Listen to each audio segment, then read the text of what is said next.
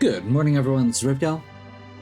Today we are playing the second in a series of seeds, practicing for a race that I'm going to be doing as part of the Wheel of Struggles off-season series, Struggle R.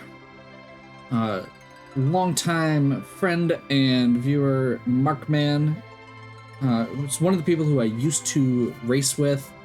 If you've heard me mention that in previous videos, a long time ago, challenged me to a race, figured it'd be fun content. So this is the Flagset and the seed that we came up with. All of my practice runs are going to be on that Flagset. It's also my first time, well, no, second time, using a tracker. It's an automatic one, but I figured it's good to get used to the interface, get used to what I can do with it before the race as well as just practice, because it's been a while since I've actually played these. So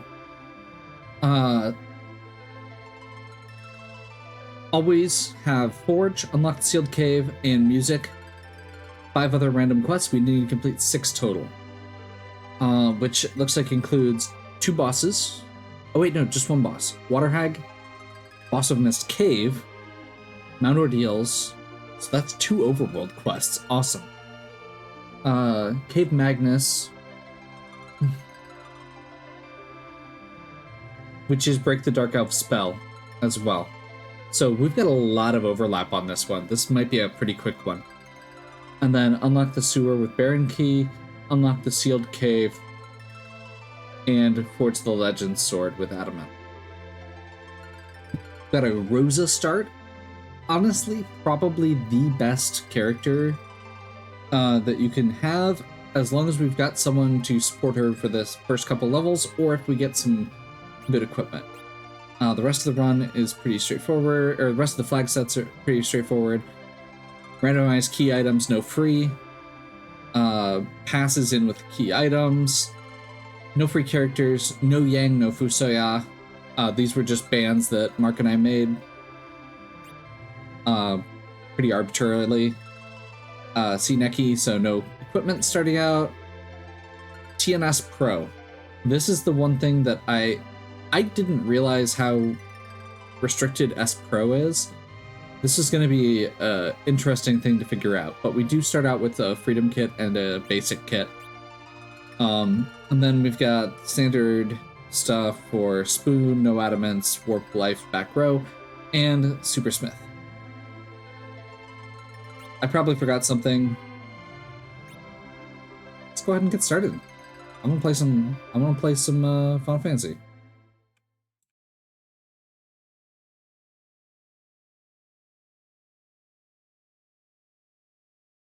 Sid Rosa is a perfect start. And Hook Route is interesting. So I think with this setup,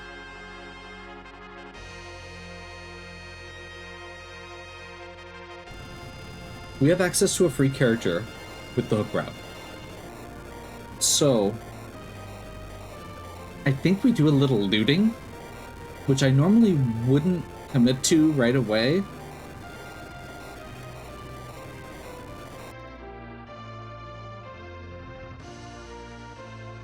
So I'm gonna hit a few of the decent locations, I will say. Not great locations, but decent.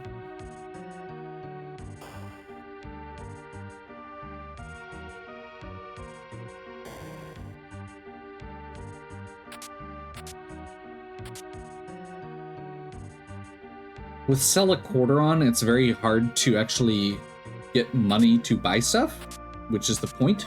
Ogre Axe, perfect. Mute arrows.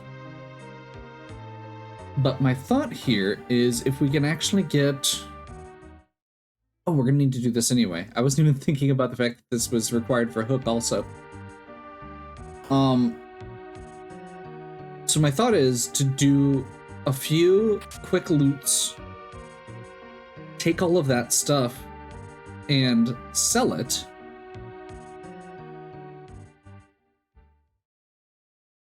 Because if we go to check the hook route quick, that unlocks those 2 shops. We get a character from a gated location, even.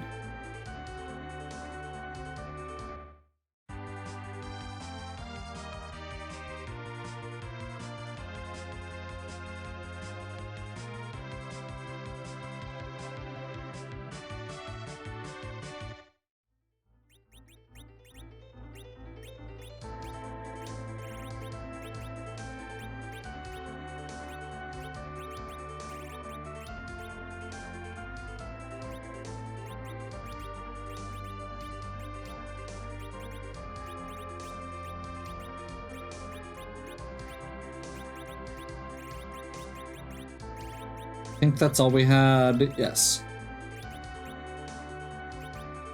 Archer bow, mute arrows. I don't think we had anything for her to equip.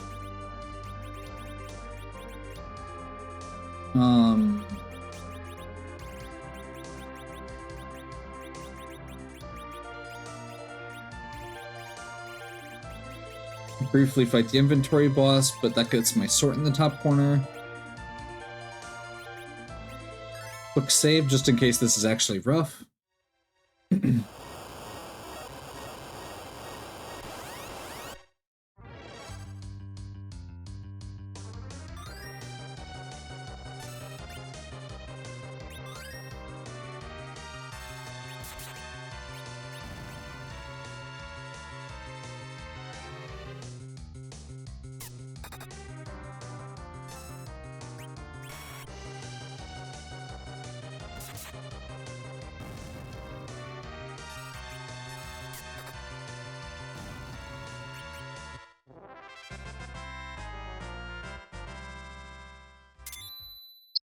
The objective.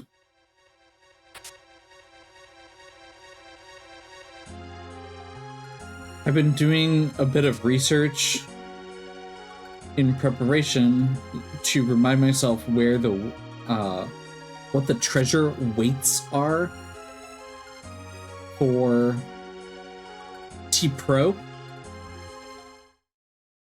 And Mist Cave is one that I always overlook.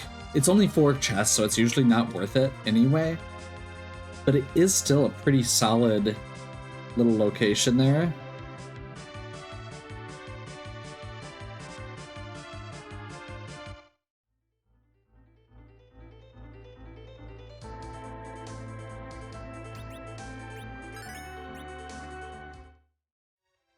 We are going to have to loot around the enemy chest. Most likely? I assume Sid can't take on Staleman, even with the Ogre Axe.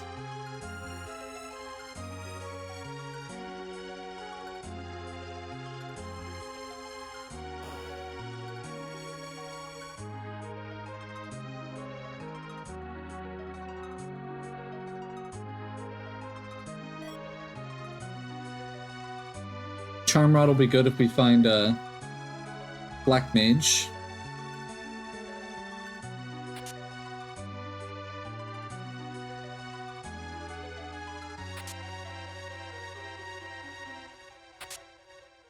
Lots of samurai hats this time. Interesting.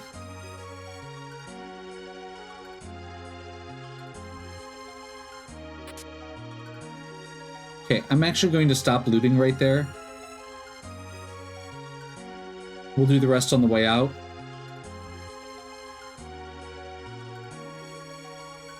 I don't want to have to re-walk all the way this far, because there's a save point right here. Tella. Interesting. Don't love it. Don't love it.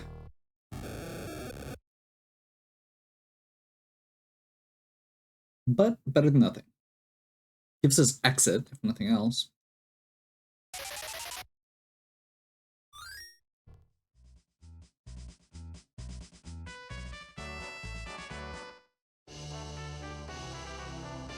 And it does give the potential for a D-Machine grind and, you know, some other utility.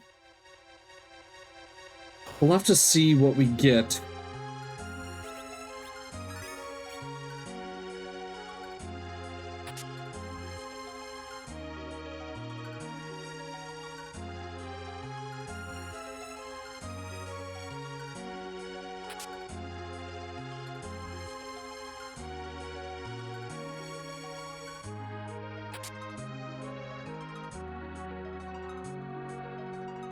See if there's anything in the shop.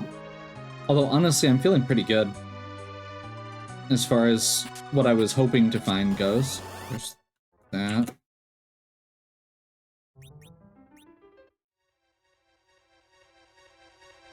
That wasn't worth doing.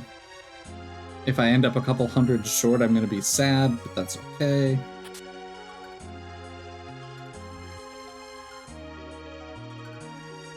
I do kind of wish that I had an hourglass, because I think with an hourglass we are still probably good to take that kill. Sylph, Charmrod, and Tella seems like a great setup if we can find a Rydia. We do not have a Sylph glitch on. That was the one, like, quote-unquote basic glitch that I did not leave enabled for some reason. Mostly just because I don't think it matters that much.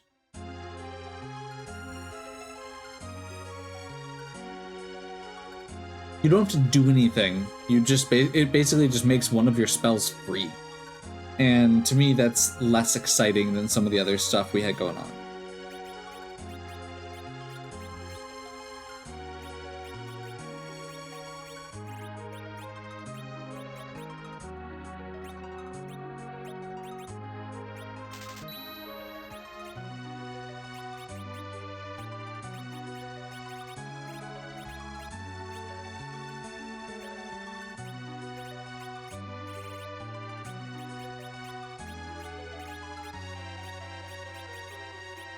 Let's get rid of this crystal crap.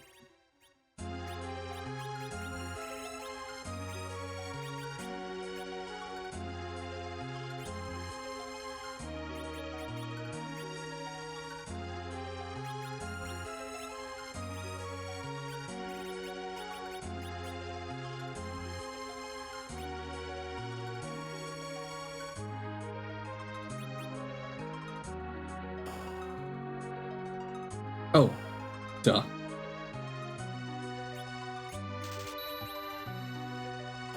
I sold all that so that I could get another bandana for Rosa. We'll hold off on buying Ashura. That's pricey.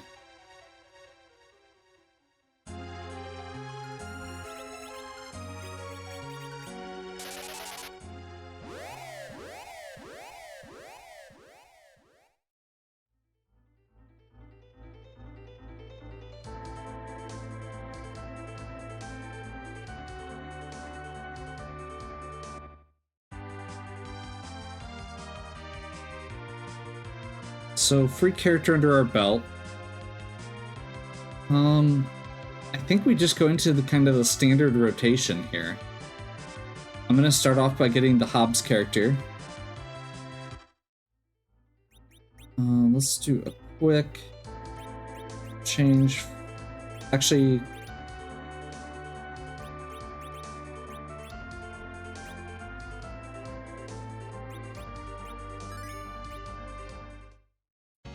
back row glitch is enabled, so that should work.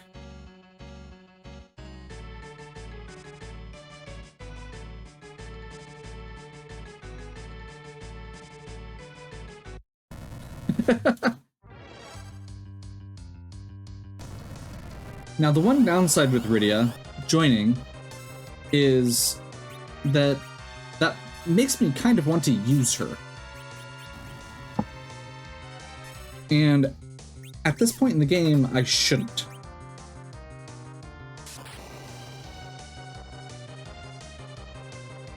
I think I'm going to go ahead and get a few levels, but if we start getting to a certain point or get another character, I will probably ditch her This version of Mylon's not undead. That was my bad.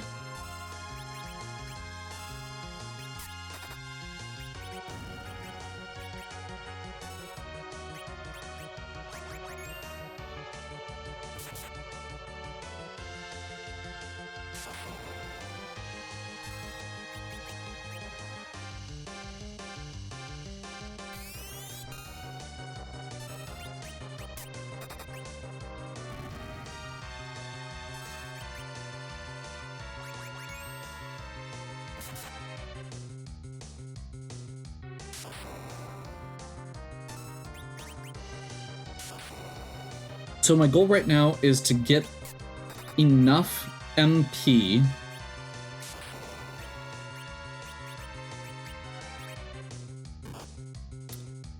on Rydia that she can actually cast Silk. You know, like even just once.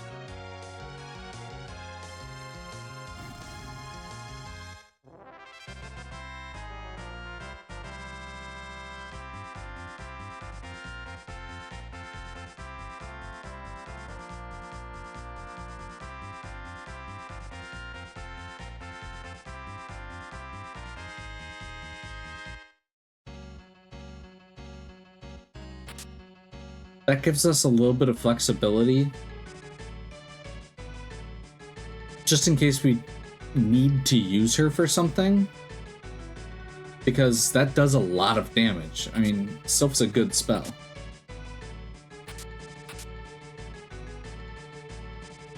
Also, I probably should have actually equipped the stuff we bought.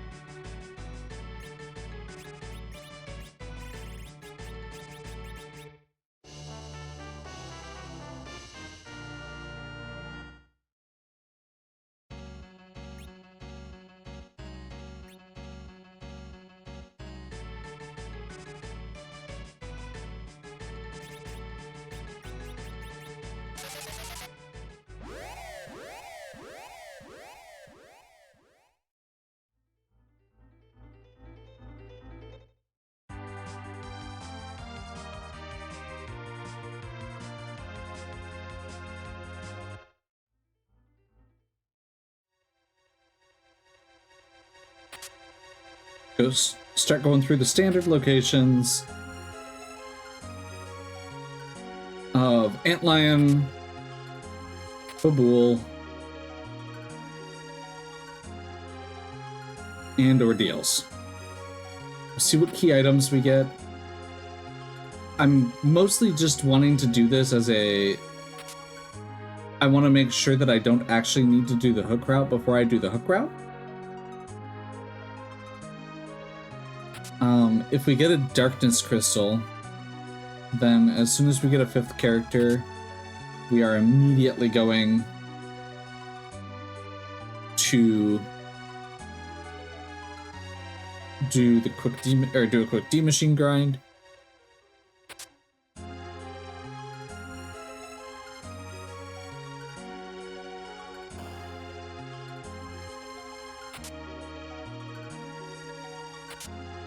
Kind of at this point hoping for a Cecil, judging by the equipment we're getting, but you know, whatever it is works.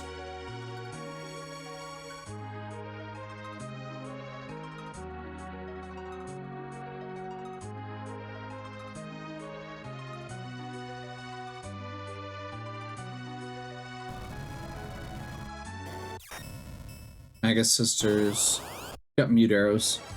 This is an easy... I mean, it's the Antlion location, so his 1,000 hit points is split up between 3 characters already.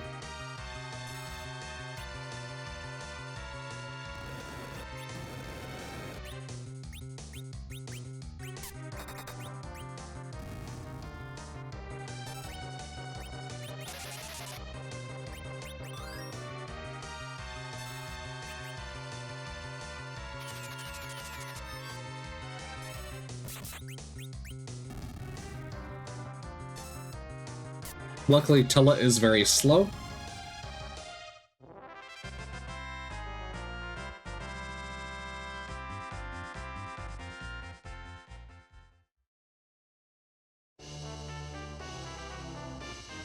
Okay. Legend Sword.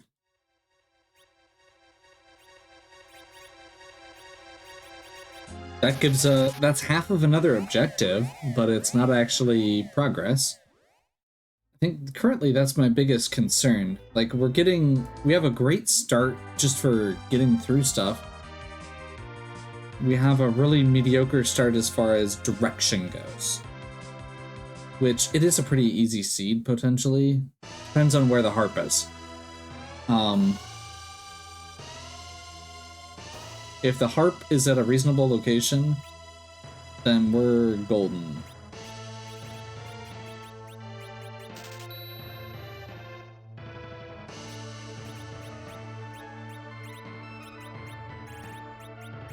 Dusa. We can equip that. I don't think that's probably worth it. Don't think we need that.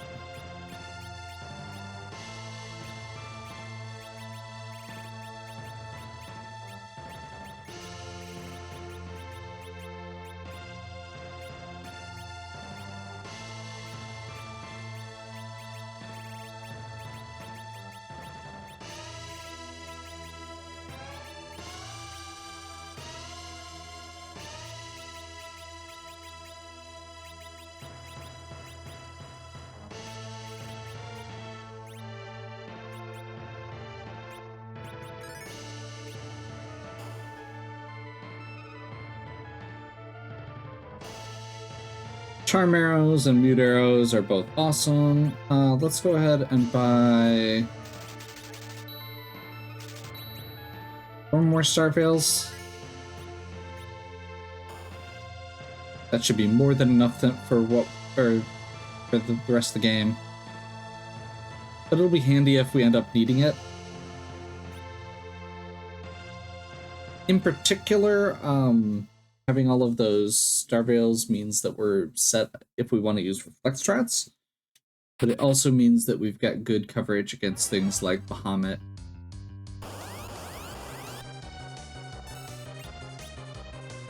This is not ideal.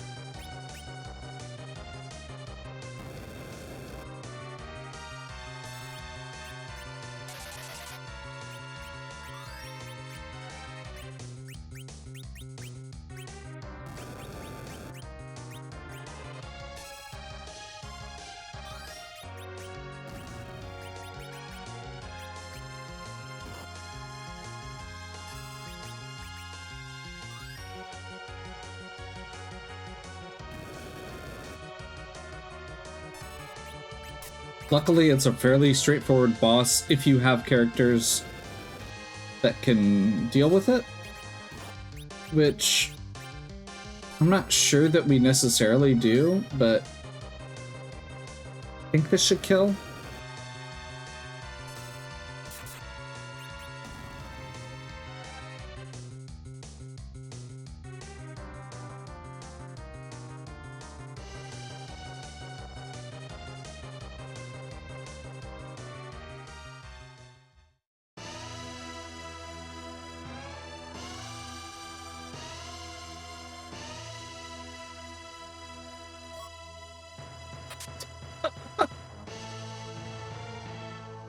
Okay.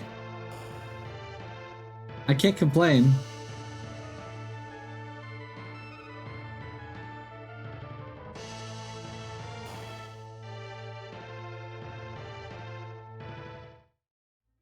So as soon as we get underground, we've got Forge.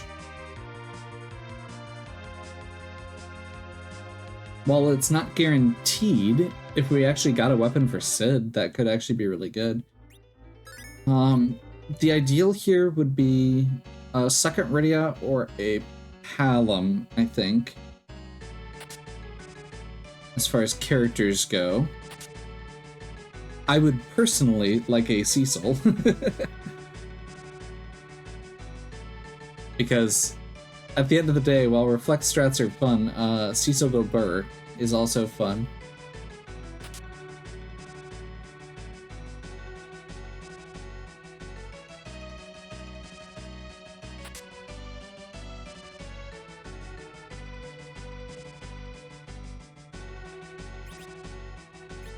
Although, genuinely, Cecil Go Burr strats are less likely to work right now, because with T-Pro, S-Pro, the chances of actually getting a Crystal Sword or Excalibur are very, very low.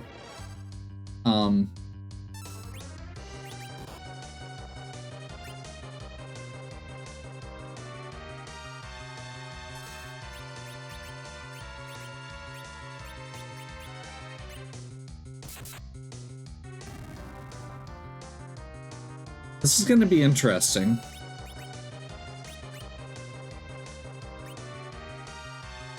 But I think we can pull it off.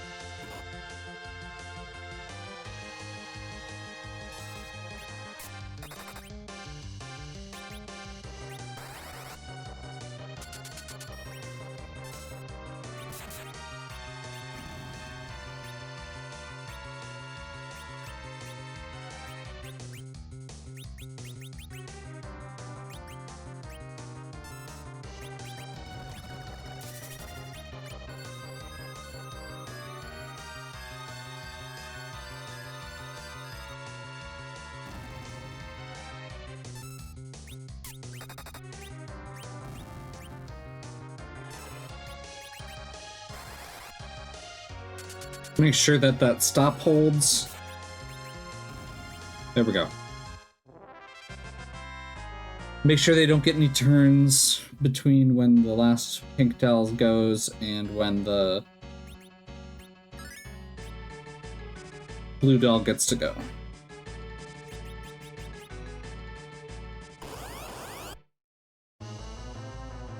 Mound Bomb. This is actually a bad spot for Mound Bomb.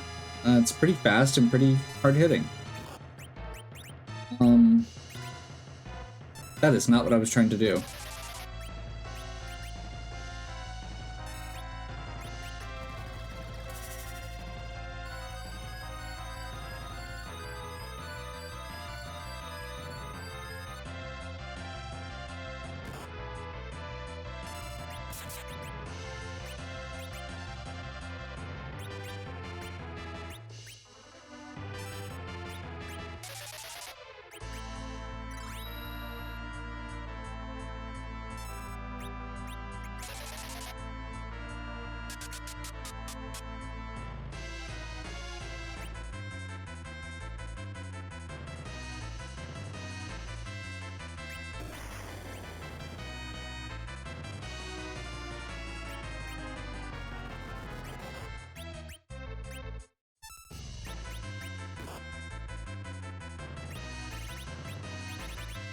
Whoops.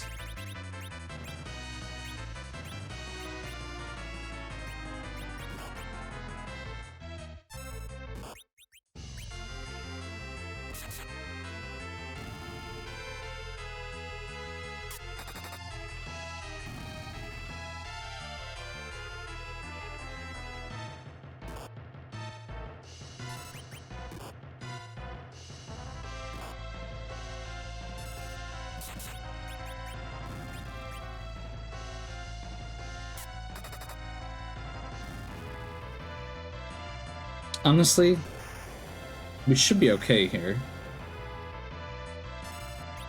That one I'm less okay with.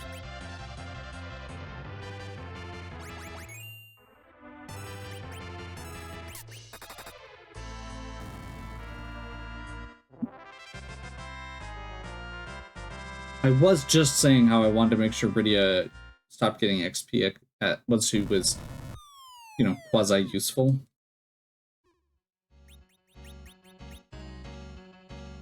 The reason for that, which I did not explain, is because when a character is 5 or more levels behind the rest of the party, they get double experience. If we end up doing a D-Machine grind, that allows us to slingshot Rydia, where she gets double the experience for multiple enemies in a single fight, which is huge. It allows her to end up, or we would call it slingshotting past the other enemies. Mylan Z?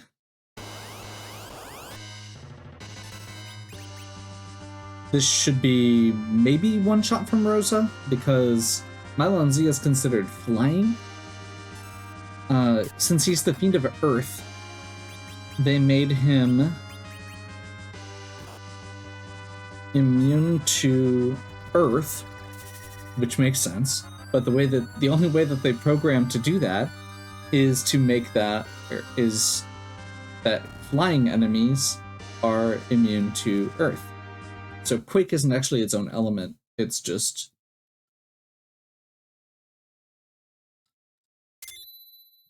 negated by float. And enemies with the float tag are considered flying and therefore weak to arrows and Kane's spears.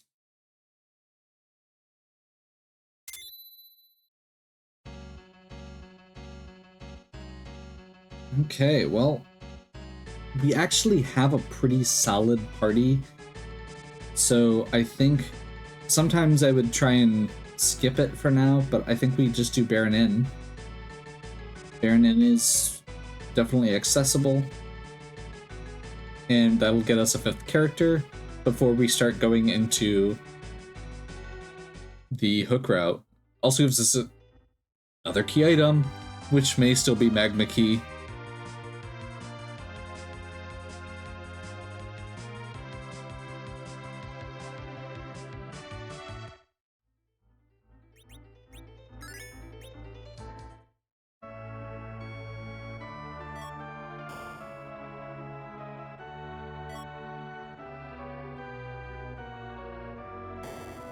Second set.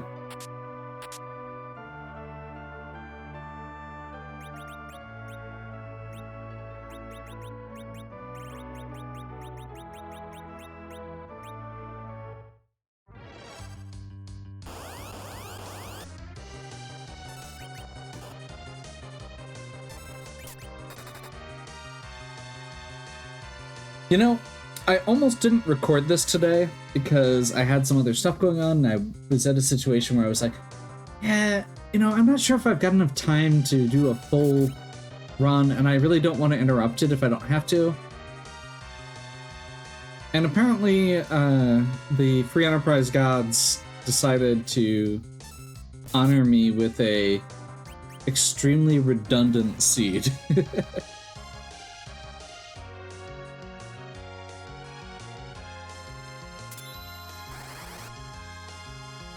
Leviathan.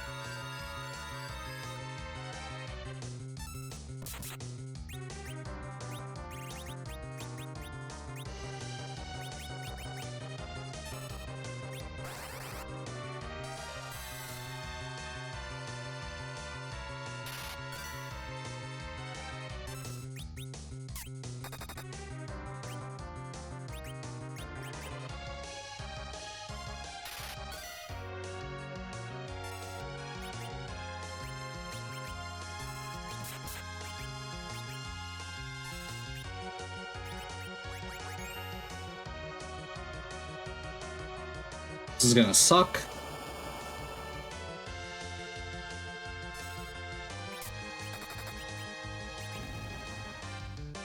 Well, that works out. Okay, second Sid.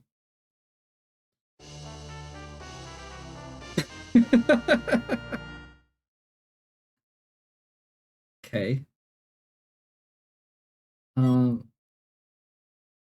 mean, a second Sid is something. It is genuinely barely worth commenting on.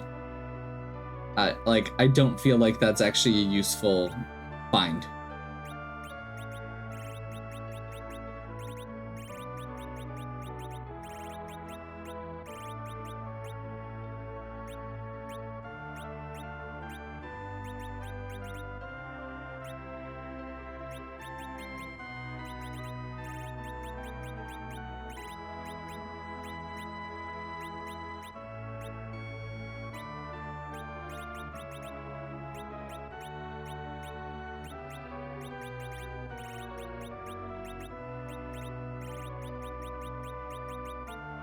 Sorry, Rosa.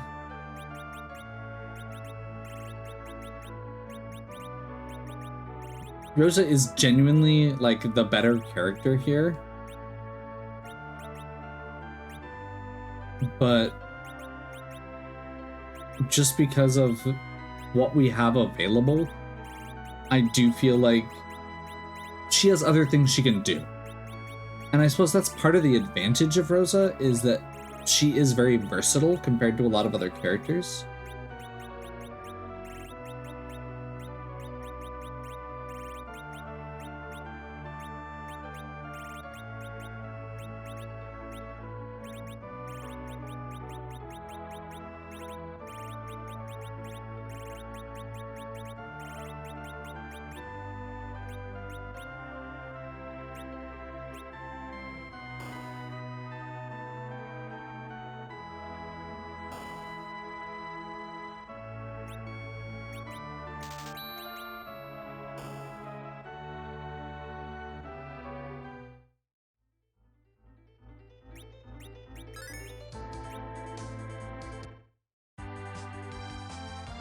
So I think everything, yes. We have done everything except the hook route for what we have available. There's a small part of me. Let's do this.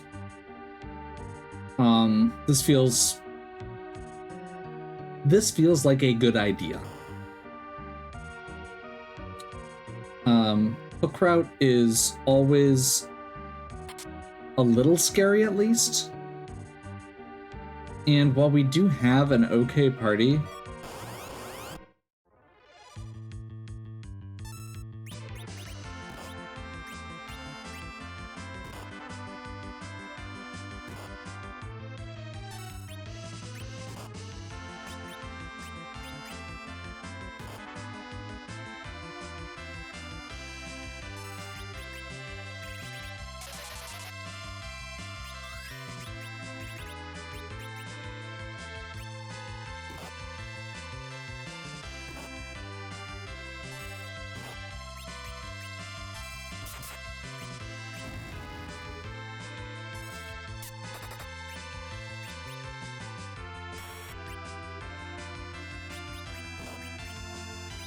I didn't save, because I figured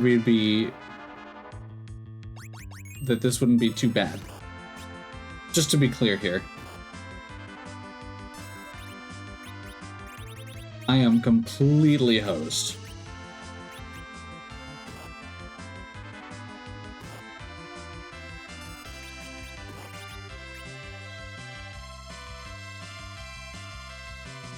Where back is that?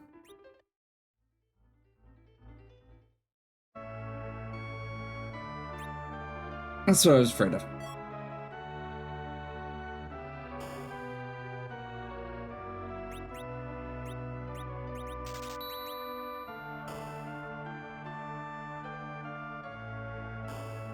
Honestly, that's the random monster encounter I wanted least. So I'm not super surprised by this.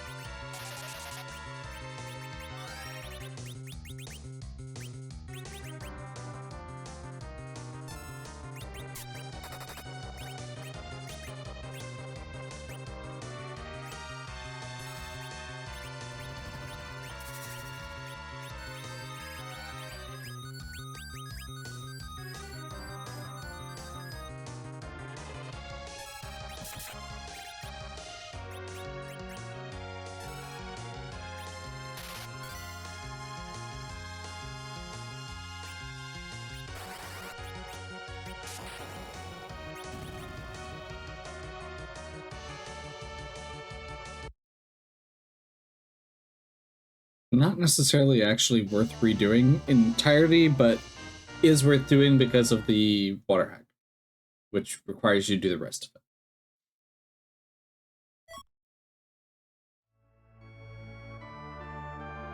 So, water hag, boss version. We could turn in our pink tail also. I'm actually gonna go run and do that quick, just in case.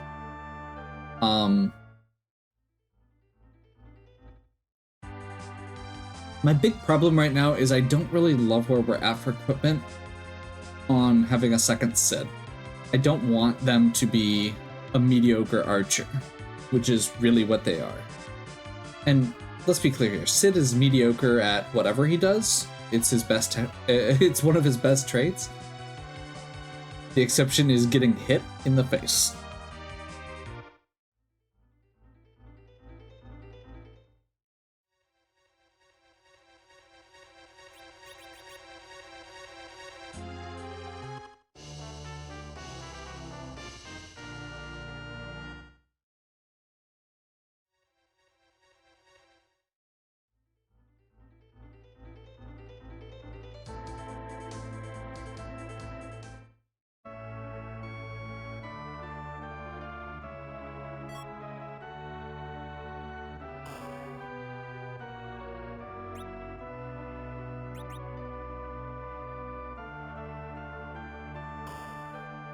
Seeing the Dwarf Castle shop there.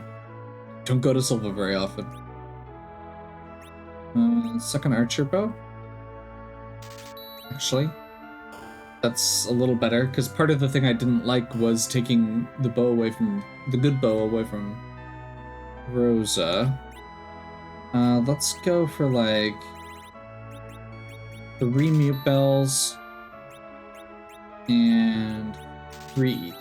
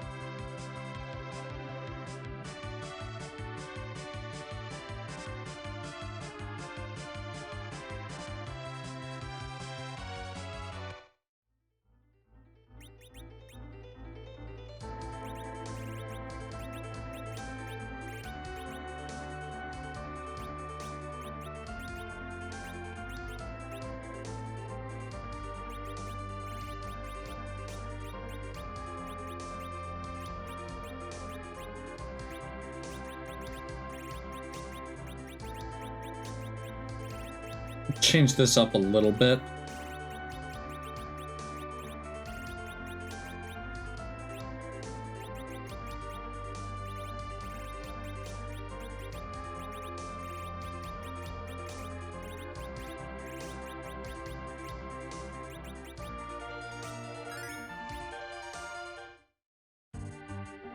The other thing that lets me do is avoid the stupid monsters. I can fight the other monsters.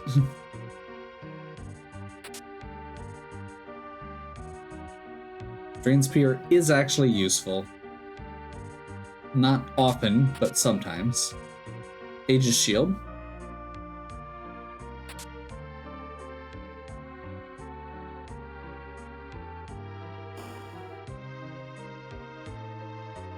So yeah, the other monsters here are the... Ooh, Firebomb's good.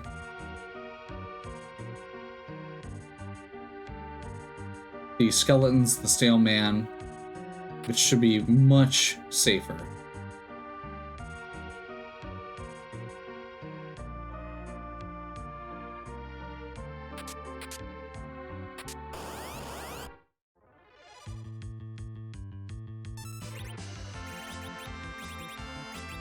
Perfect timing.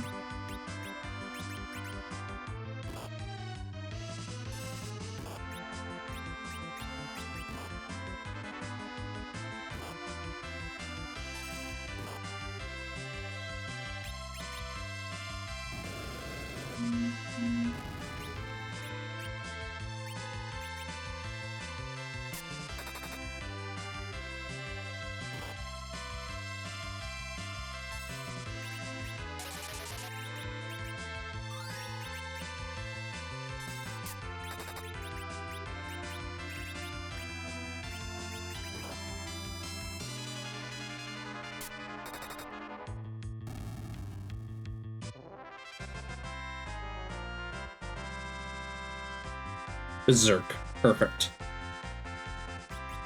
Artemis arrows. Okay. I won't say that's a good find, but it could be useful. They're the best arrows in the game by a pretty wide margin, but as far as prizes in that category go, it's 10 shots, as opposed to anything else that would be something we get to keep. So, not my favorite thing to get. Very good if we find dragons, though.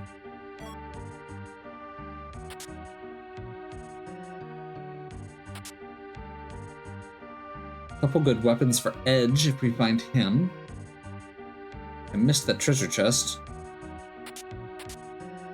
I'm gonna hope that wasn't important.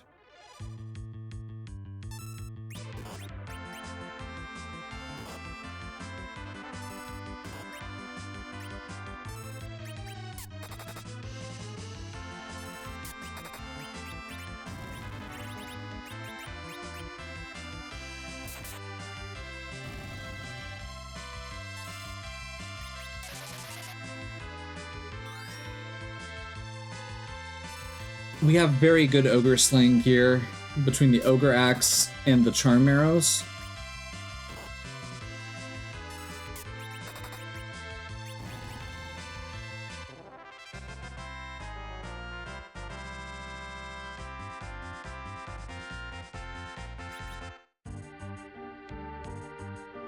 We got a lot of fairly good gear, a lot of which we can't use.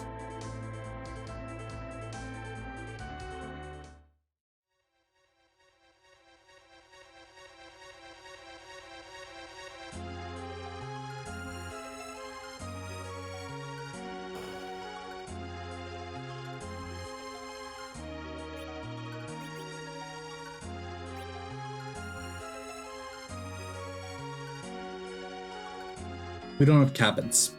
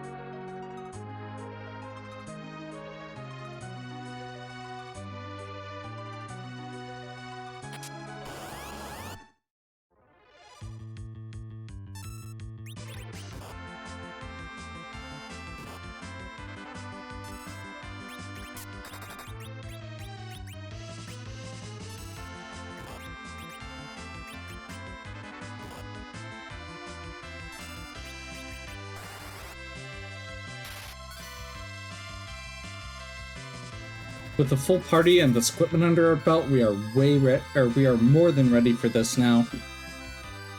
Plus, we're ready with all of our giant slaying gear.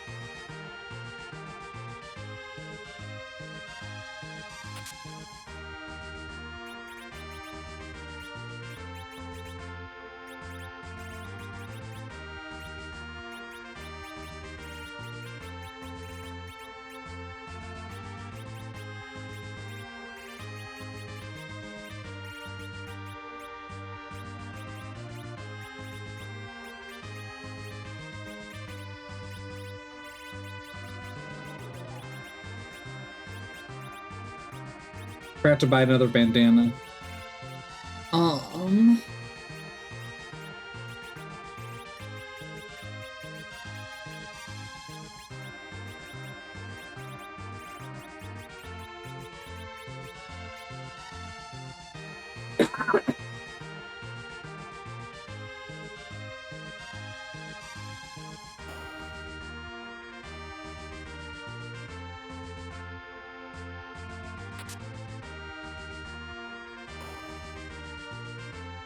We are going to be running into inventory boss here.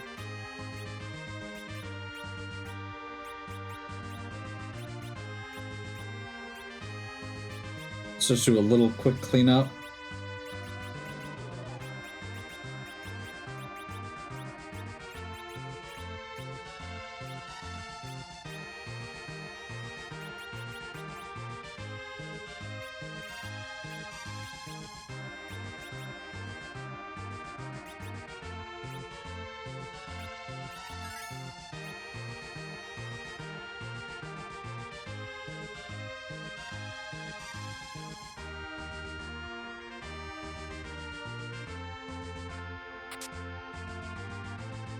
Double Odin.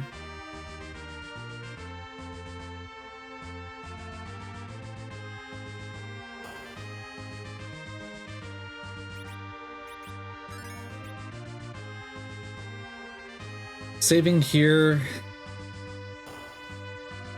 just in case.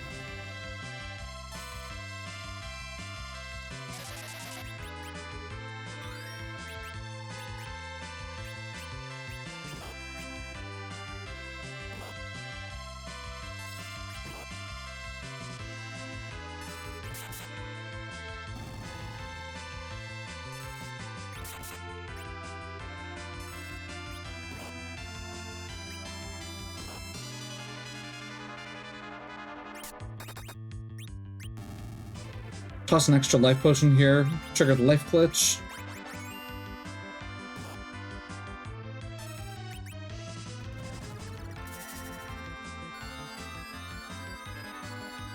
I don't think this is actually gonna do anything.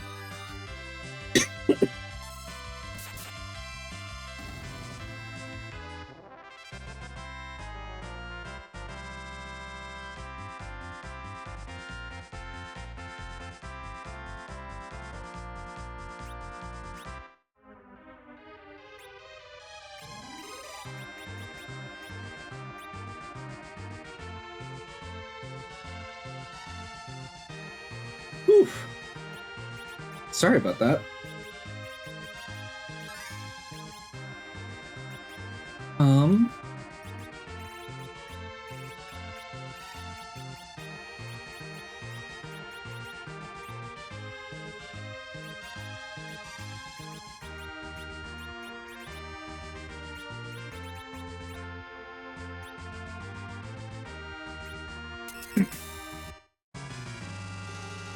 Shura.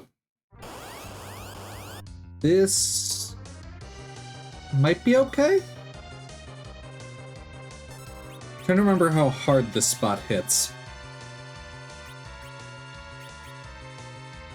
Actually, no, we're okay. We're okay. We just have to be smart about it.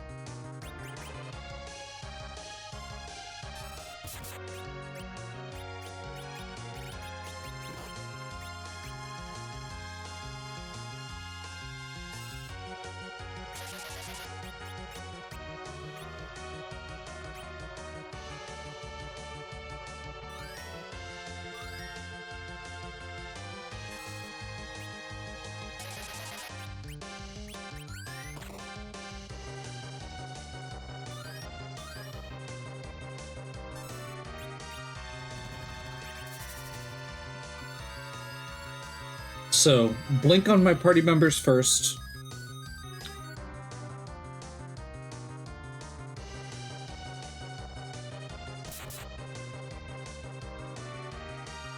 Because she counterattacks every attack.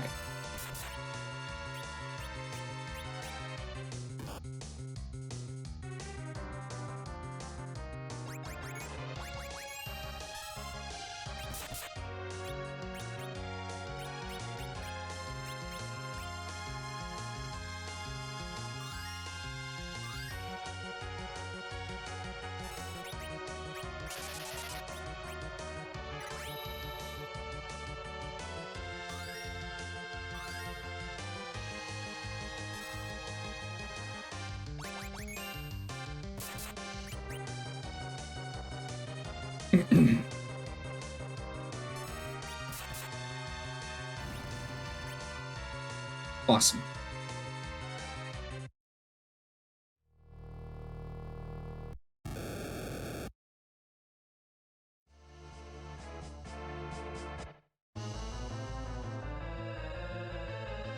Well, I was debating on going back to heal, but Bahamut is not something that we need to go back and heal for. This is a very fast spot with high hit points.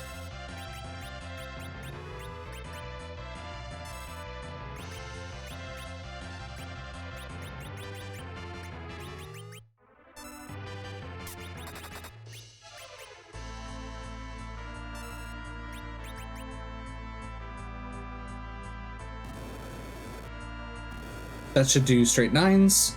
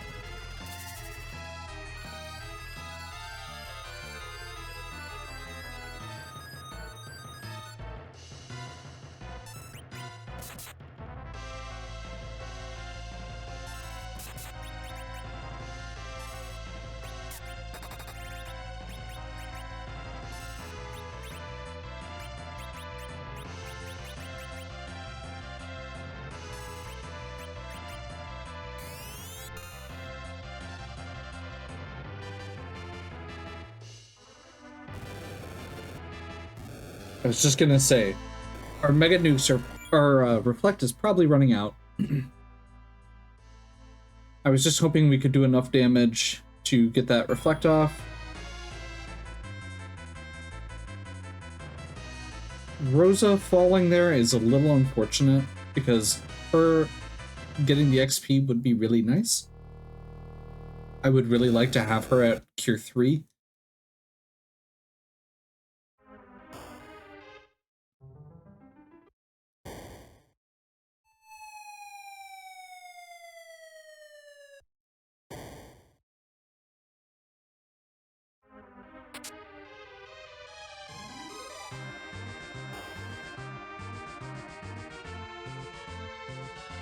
Wouldn't we all like to have Rosa at Cure 3, though?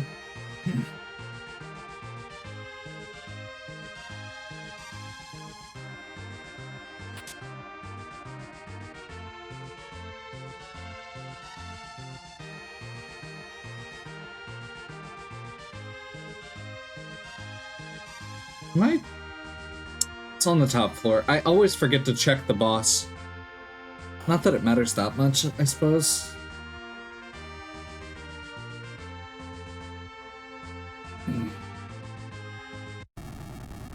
So no key item there. Let's go ahead and knock out several other quick little checks here.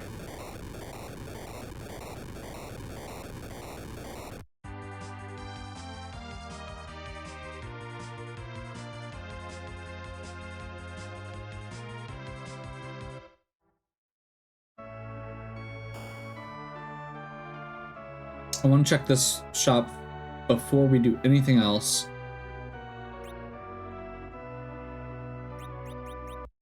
Because it clears 2 inventory slots. It gives us a super weapon, so it'll determine what we need still.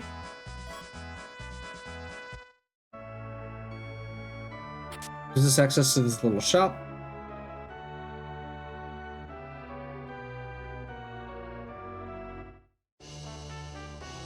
That is literally the worst thing we could get there. Same reason as the Artemis arrows. It's just not because it's bad, just because it's limited use as opposed to everything else you could get.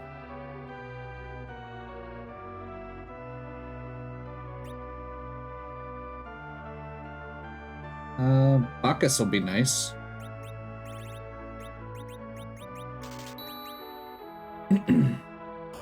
We literally already have, unless we get Edge, we have everything else better than what we found there.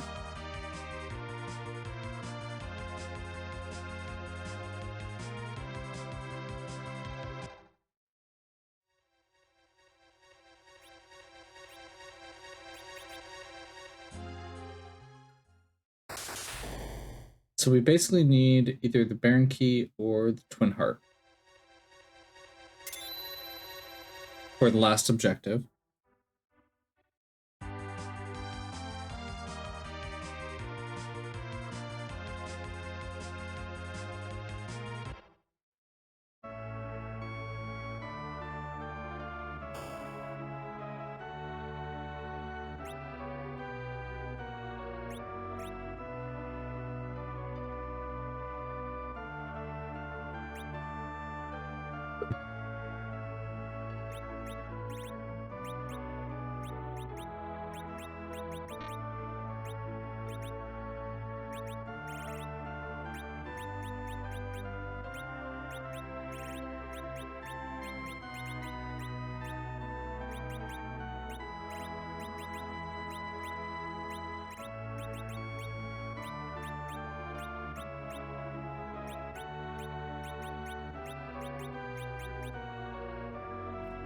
I forgot the Perseus arrows come with 99. That is awesome. Actually.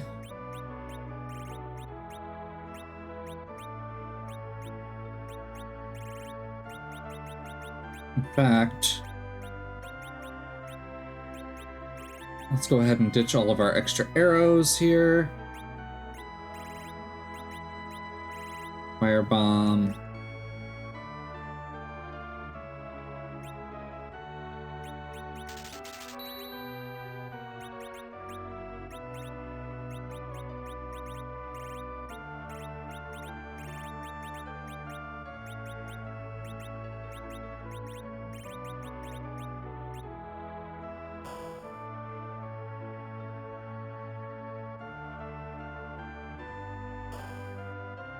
Kevin's?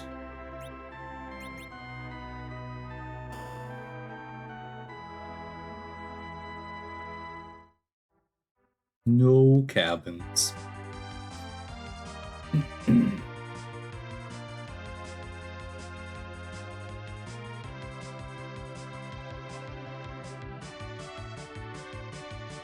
My brain is apparently mushy. Which is not great. So I think we're going to walk through here. We're going to get the freebie, see what it is. And if it's something that wins the game now, I will finish the seed. Otherwise, I'm going to take a quick break.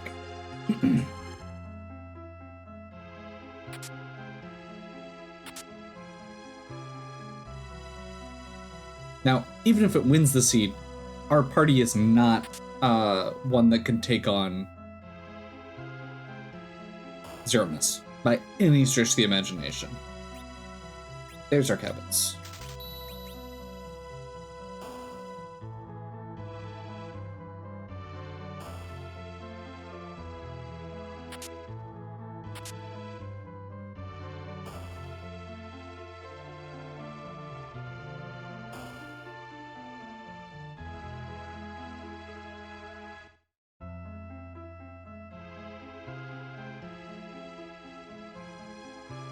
Really hope we don't need to fight those. That sounds awful.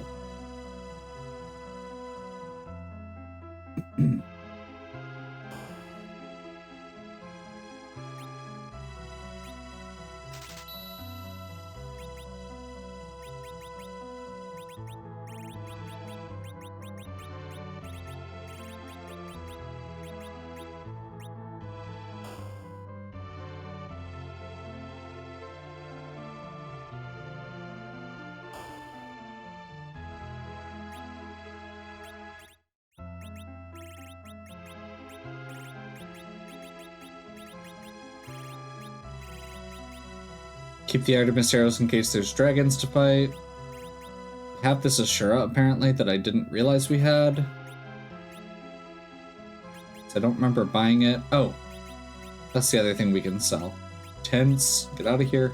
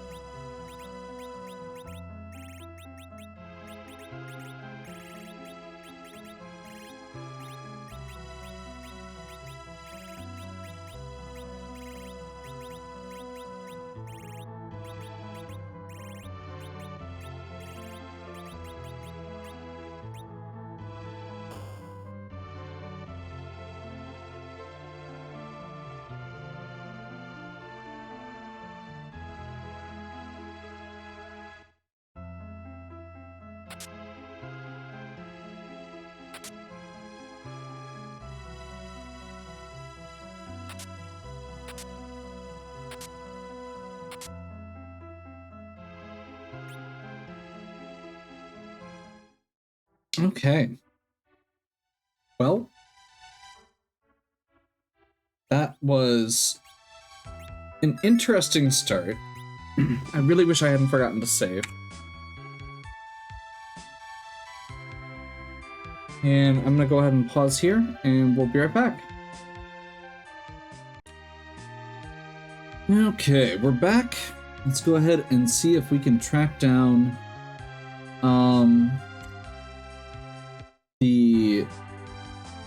I mean, at this point, basically, we're looking at Tower and Dwarf Castle are our next checks.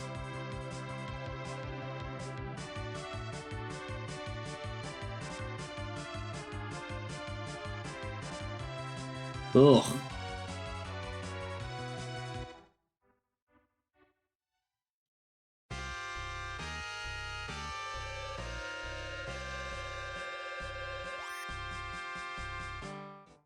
We are very much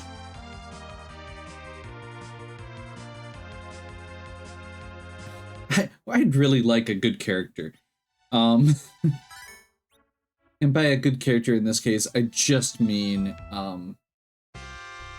someone to define what kind of strategy we're going for in the endgame. Dark Elf, that should be doable. In this spot especially, I would think.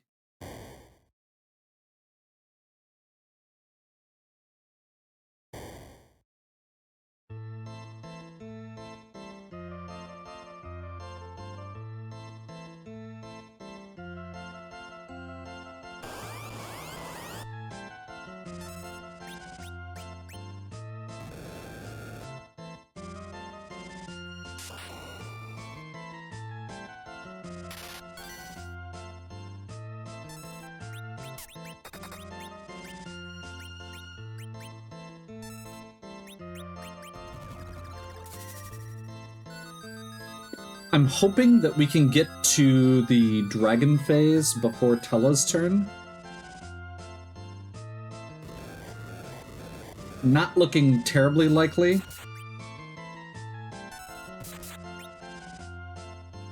Nope.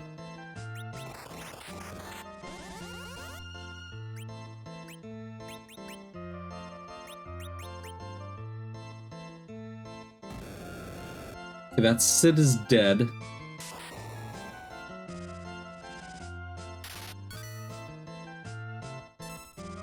because of the weak spell.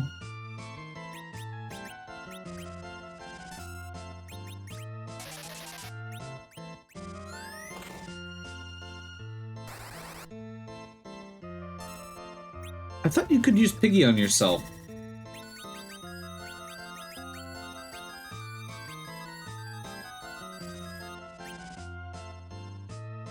There's me change. Okay.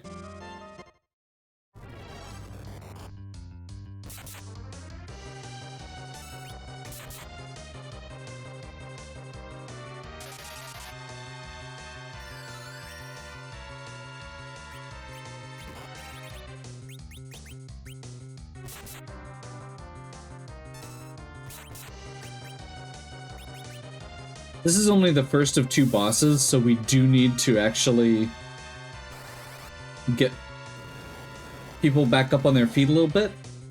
The second phase of the Dark Elf fight does not have the boss bit, so that's why we can use the weak spell.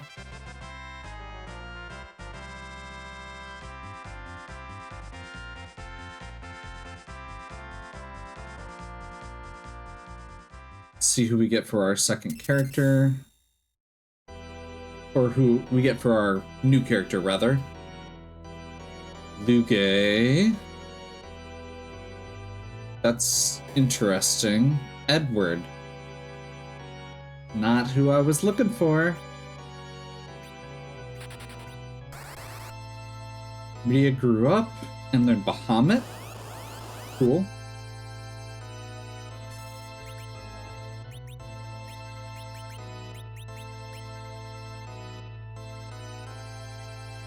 I'm just going to use a cure potion instead of the spell for timing.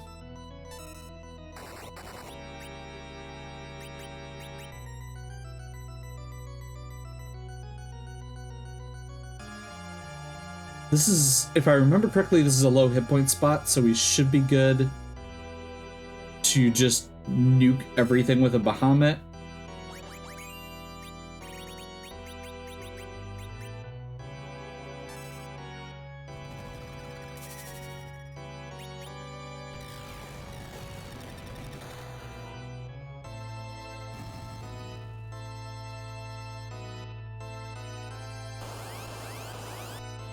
Gets us to the second phase, the real fight, as he says.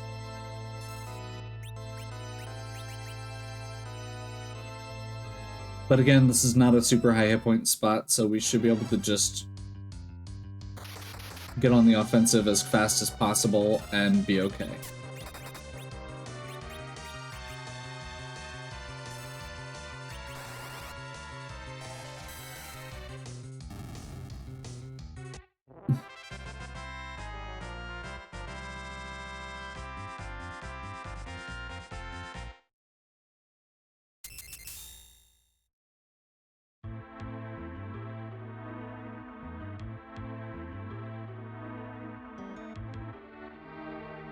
So that was one character check, and we're going to get 2 key item checks because of the warp glitch. That was part of the reason I wanted to do this when we did.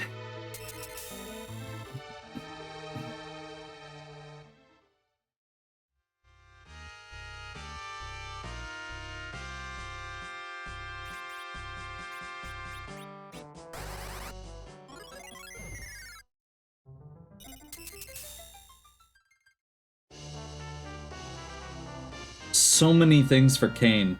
We already have, so we got a Gungnir, we already have a White Spear.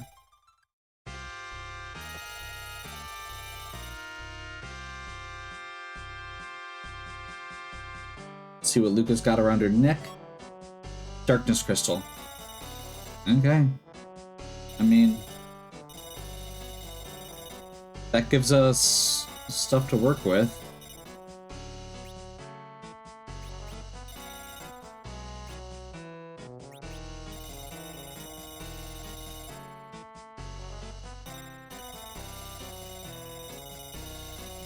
It's still not what I would prefer, obviously.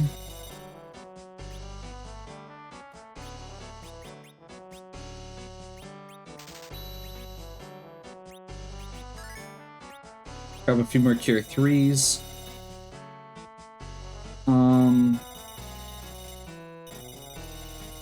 still not loving our options right now. So for characters, we've gotten...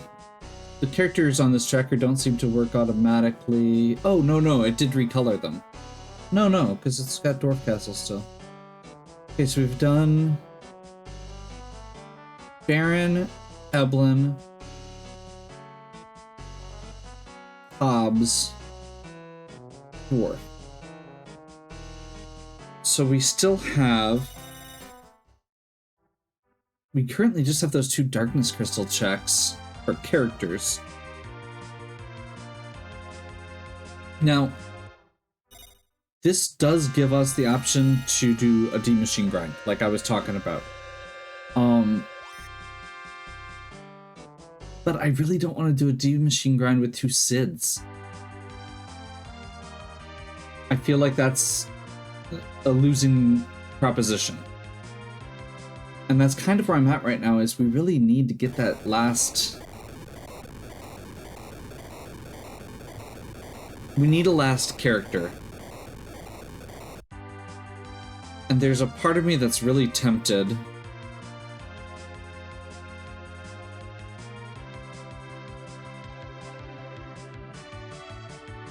I'm gonna do a few quick checks here to see if we can work around this. I want to do some checks that don't require us to actually deal with any characters, or any bosses rather. Or minimally.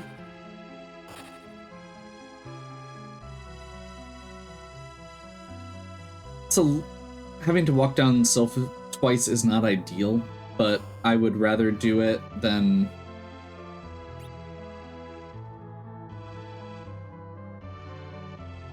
There's some alternatives that are annoying, basically.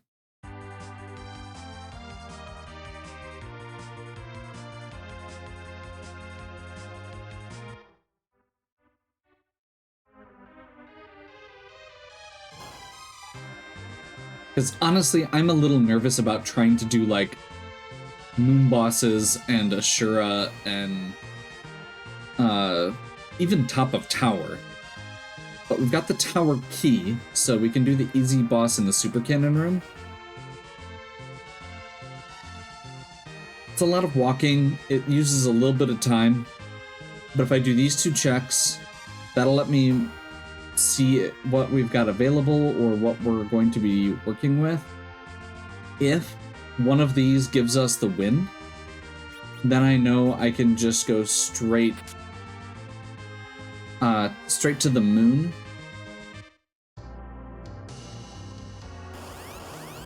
And get the character.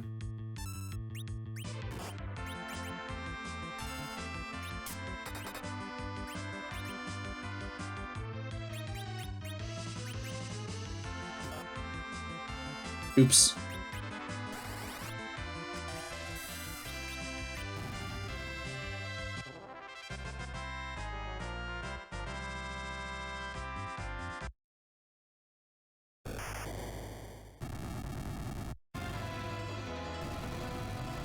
Because, yeah, at this point, it's basically whichever character we get. Like, if we get something like Earth Crystal, that would give me 2 characters that I can go pick up without having to go to the moon and come back. That's kind of my thought process right now. And it gives us a key item check on top of that. If we get the harp or the Luca key... Oh wait, no. Harp or the Baron key. That will give us...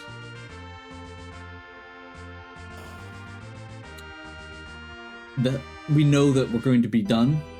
And then we can do... check the lunar character.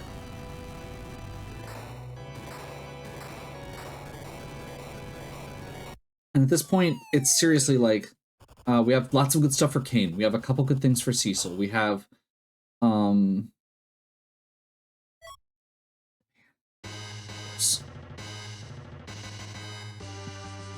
course, it's the pan. The other thing is that by doing these quick checks, we're getting all of the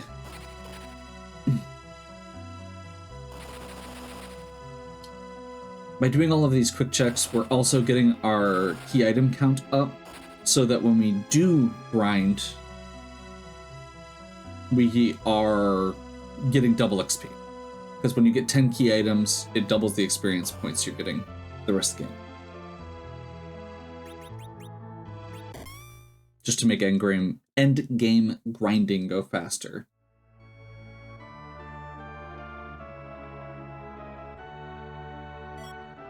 There's the package.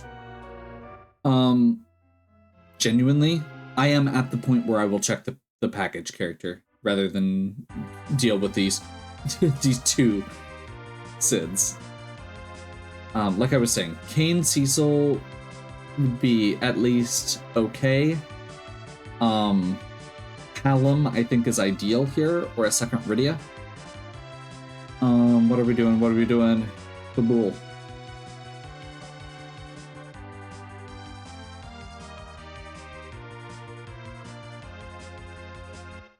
If either of these is a key item, we hit 10, and we get 2 checks with Sheila here.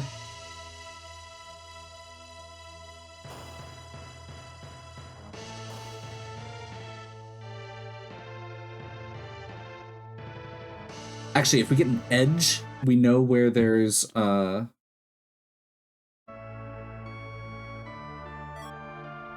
Stardust Rod, Baron Key. Game over. Perfect.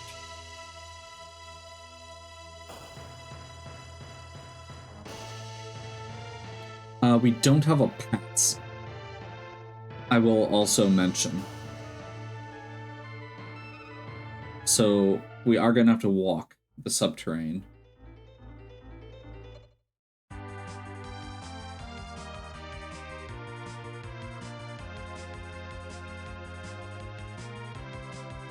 Baron Castle is honestly it's kind of on our way effectively because we have to do the unlock at least. It's not that much longer, I would think, than package, and the boss is really easy.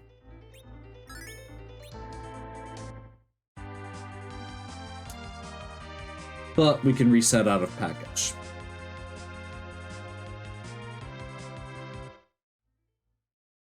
Depending on who the character is.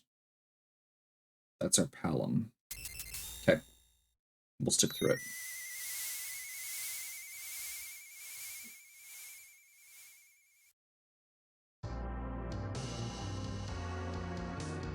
Honestly, if we get a couple character changes, that's probably not a bad thing.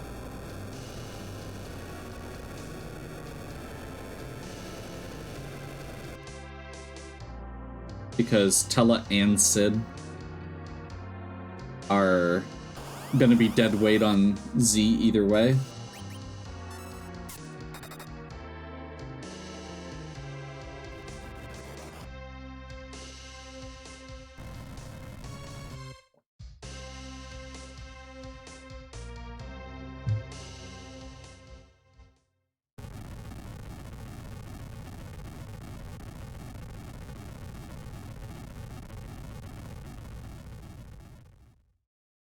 Buying a few ethers already. We obviously have black mage equipment because we've been gathering stuff for both for Rydia, and I think Tella has a bit equipped. Into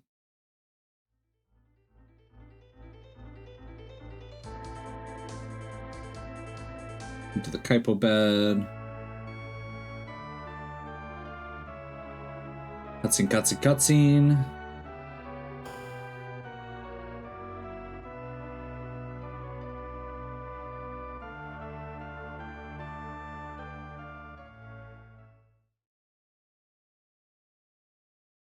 So my thought right now is, yeah, we go Moon first.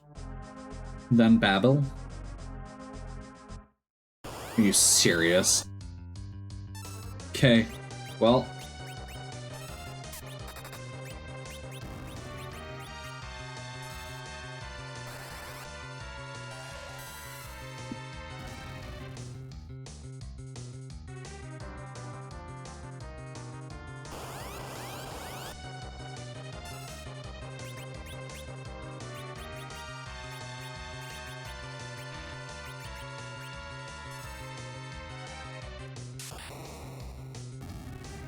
Long cutscene, longest fight in the game, but we're getting our Hallam.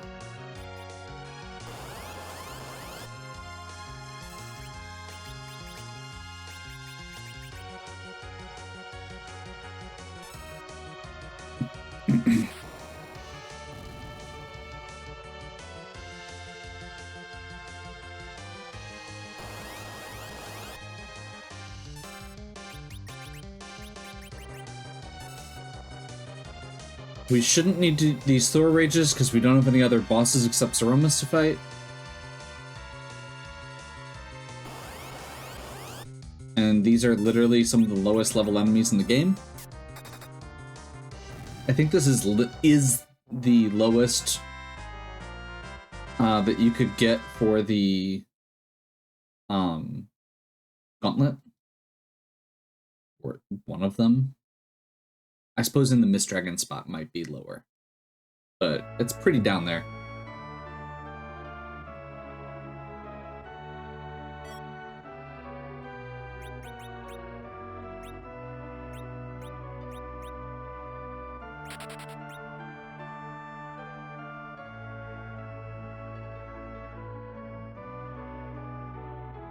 I suppose as long as we're in Kaipo, check the item shop quick just to be safe. Grab some silk webs.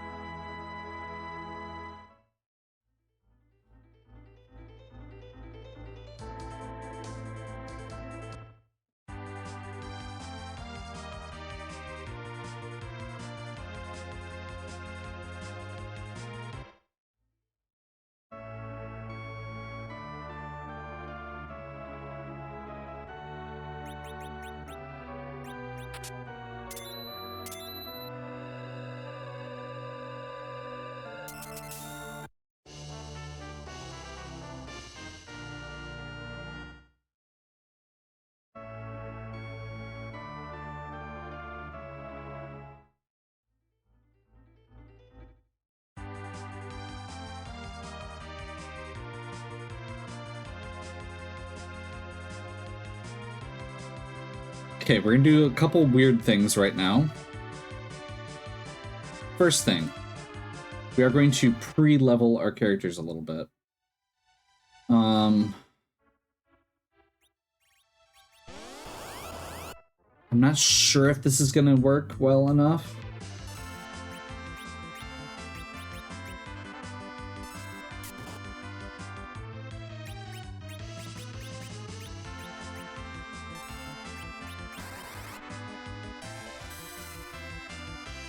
But Rydia and Hallam are going to get knocked out.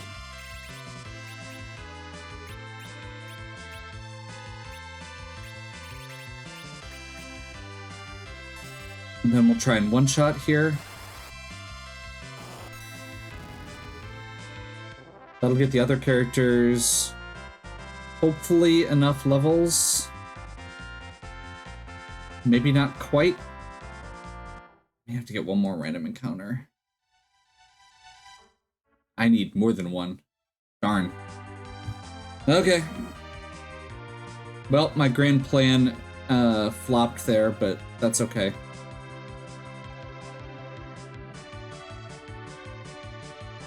Next thing we need to do...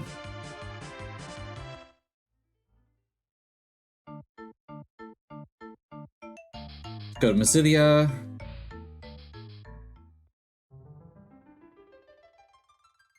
Like I said, we're going to see what our last character here is.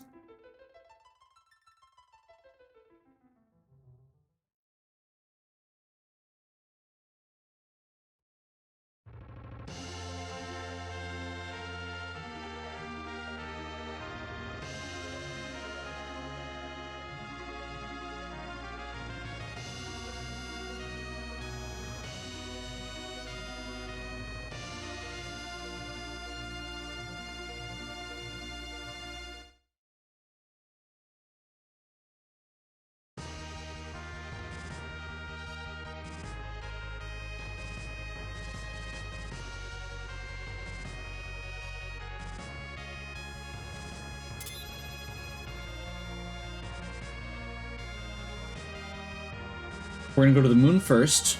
Yes, this is going to be slightly more cutscenes, but I want to check this character. It's free. I don't see a reason not to, outside of a very small amount of time. And this is gonna be...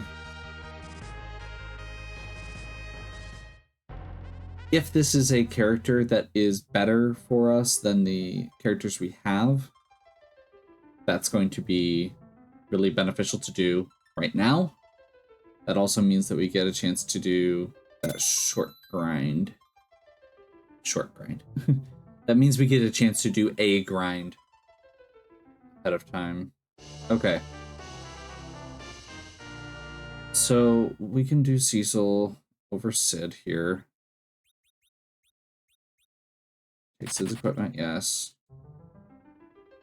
This is a really weird situation, though, because the characters...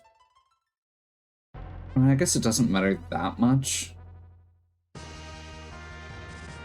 We're at... I'm gonna stop fussing over it.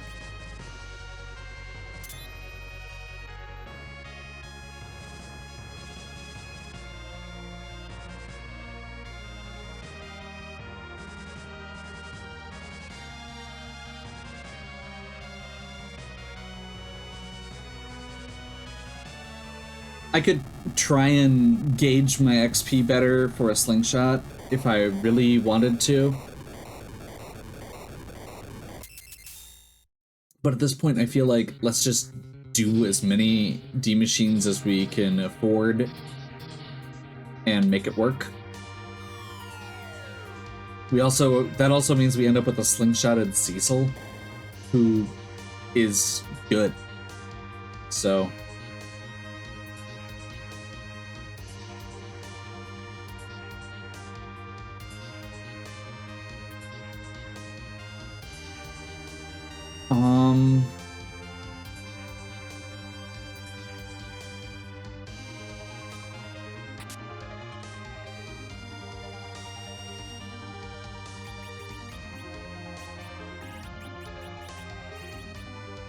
Dwarf, Light,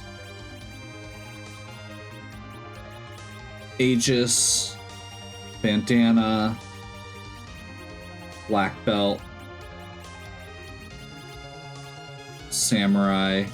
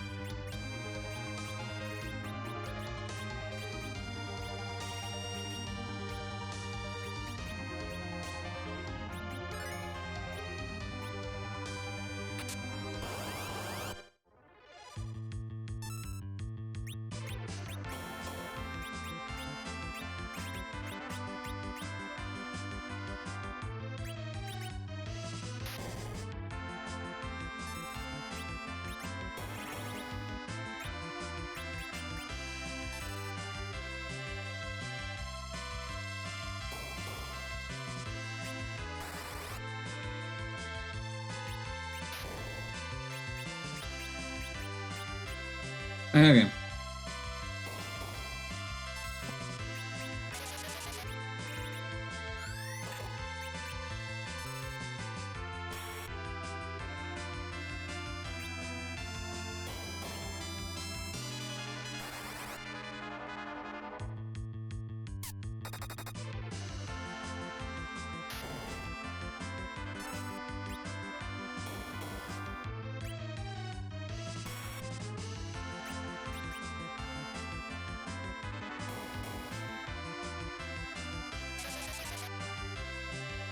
I forgot sometimes Berserk gets wonky. Oh wait, no! It's because Magnet is a stop effect. That's what's going on. Okay.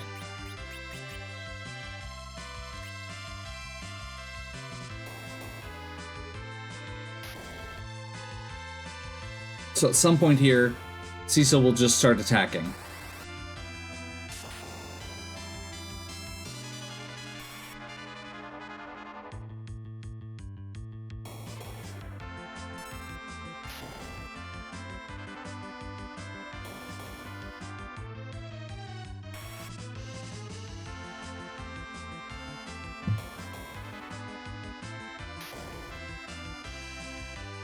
Whoops.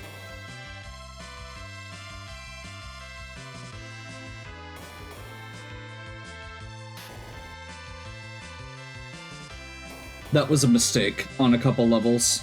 I did not take into account the way that speed would work in this.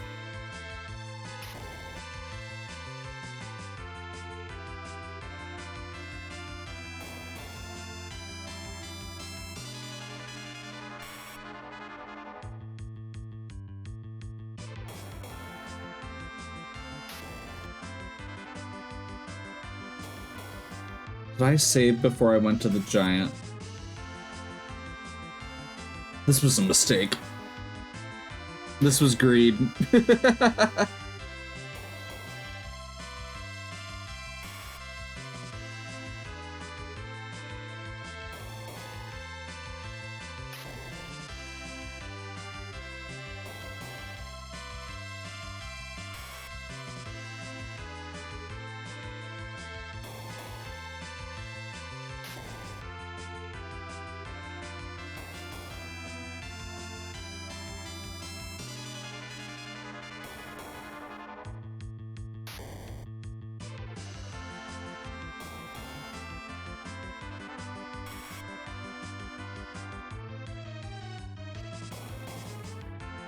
I'm genuinely not sure how long this effect lasts.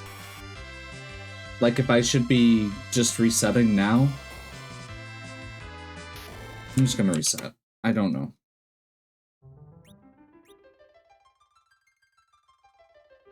I hate everything.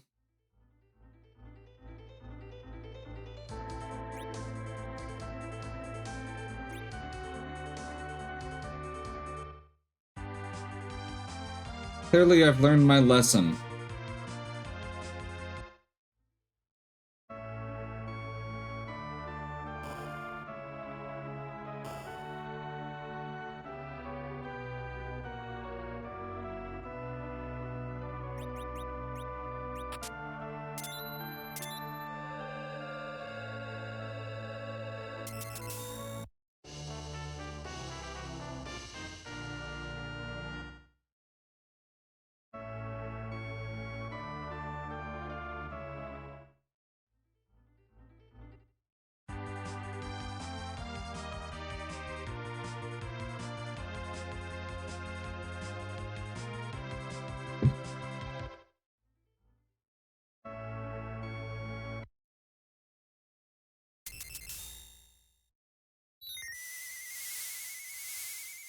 Hey kids, save your game.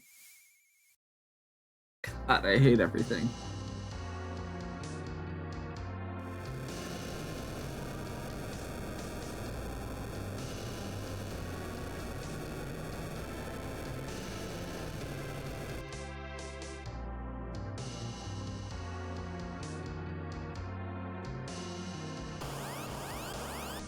The biggest thing I am taking away from this going into the race that I'm going to be doing is don't be dumb and save your game.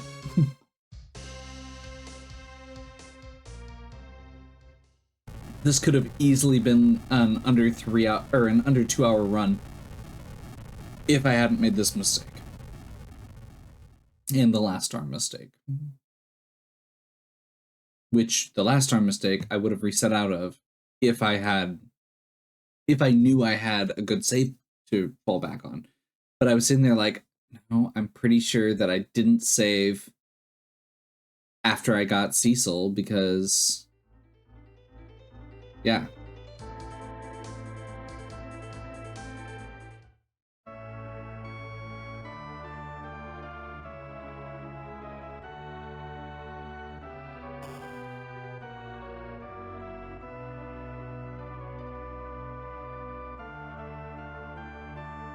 At least we should be able to get a clean Z fight. And honestly, actually, we don't need the Cecil. I'm gonna just make the call now. We're going in, we're doing it with Sid.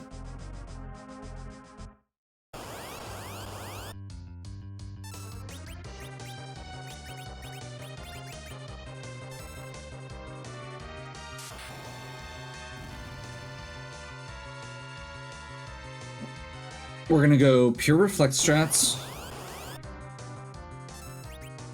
So we don't need a Cecil anyway. We don't have a crystal sword. So it's not like he can do that much.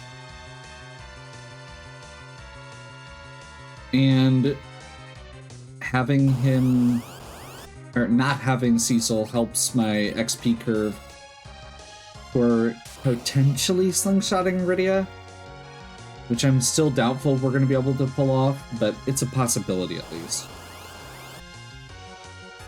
I mean, Cecil, it was straight up not. I am still going to try a couple things on our way to the D Machine, but I'm going to be smarter about it this time.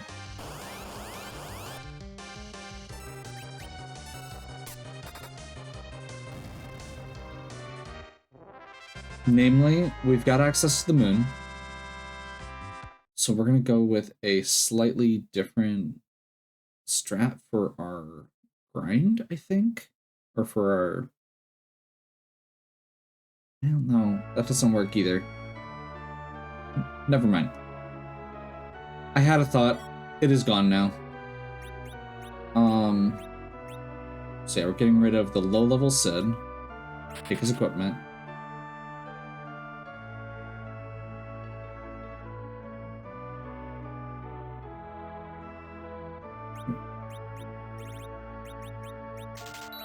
Pick up 2 silk webs.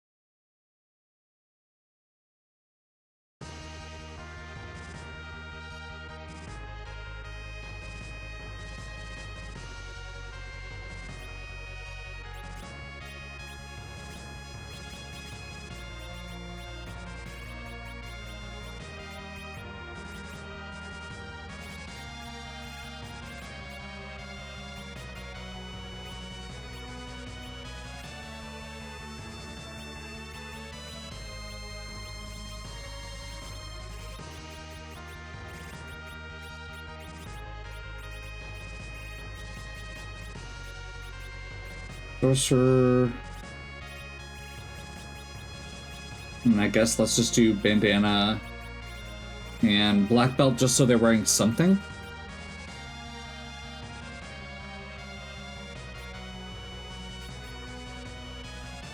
Eh? Eh?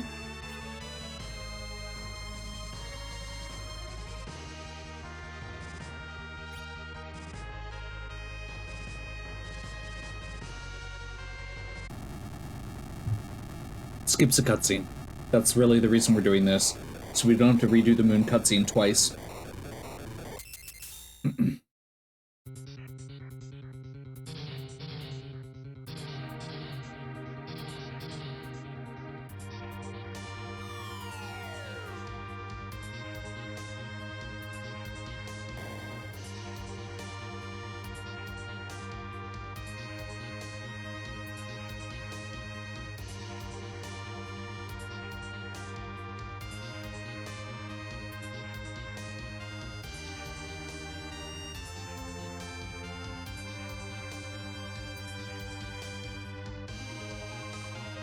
if we're not using Cecil, we don't actually need that trap chest. I was going for an Excalibur or a Crystal Sword.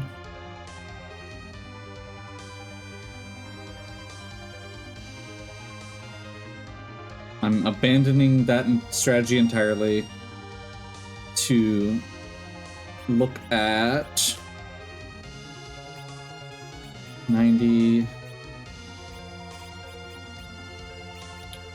Got 2 ethers and an elixir.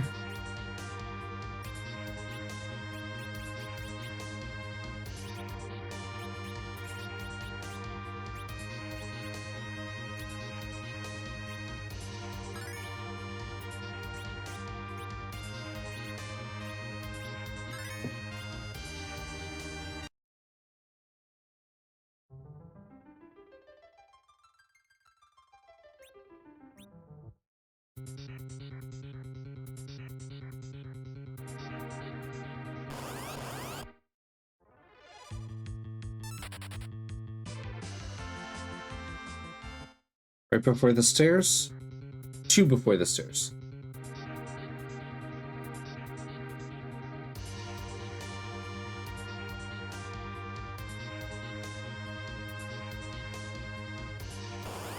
I think this should be it then? Attack, seriously?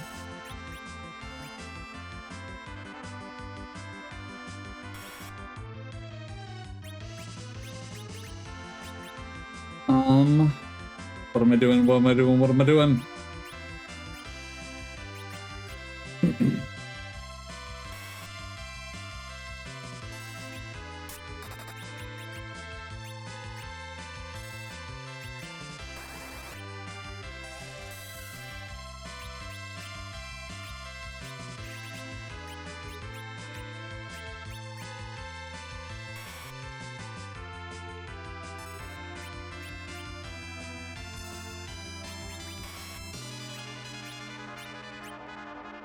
Sack 1 week here. Should be okay.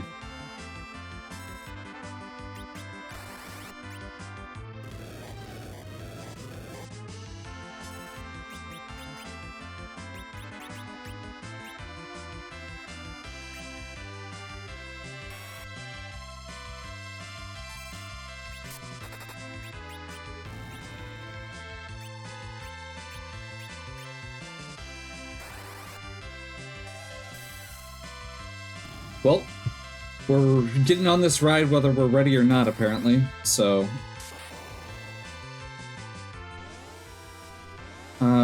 here's hoping it doesn't suck completely.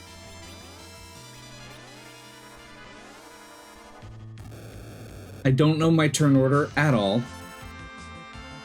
That works.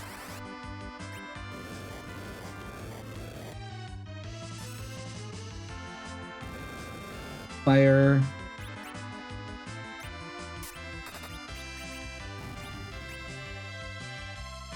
Life glitch.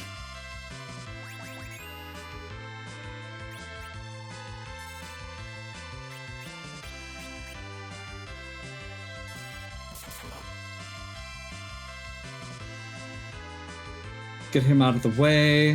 What's our MP at? We can do one more. So yeah, 40.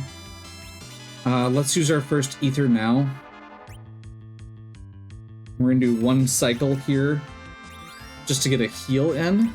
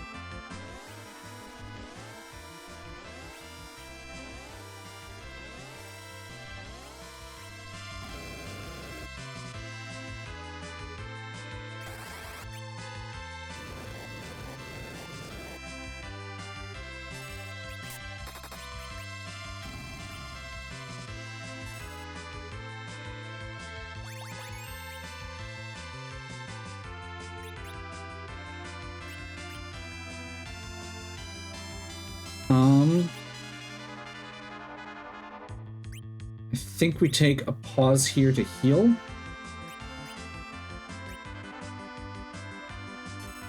And be smart.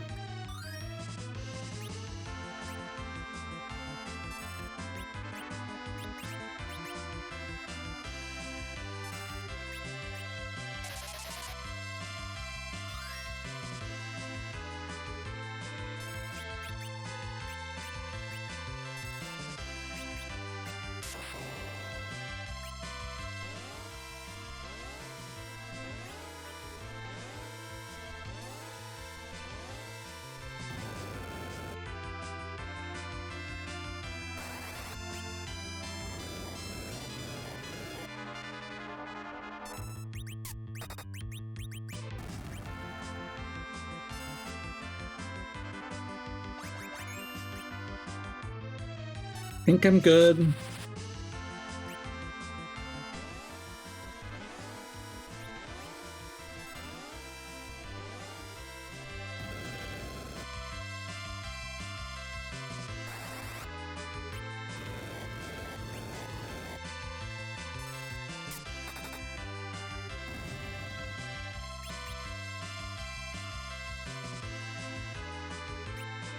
Forgot to do a... Okay, I'm gonna see how this works. This is a little bit unorthodox here.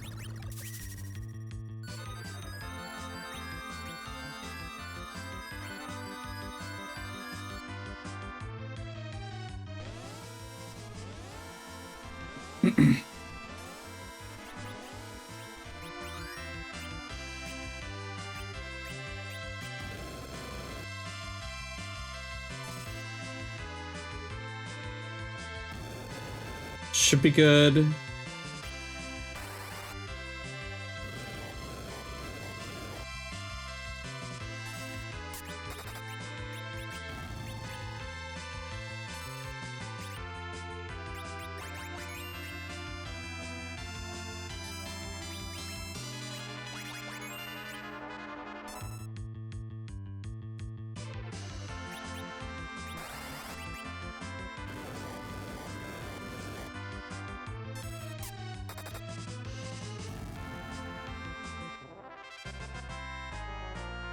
Perfect.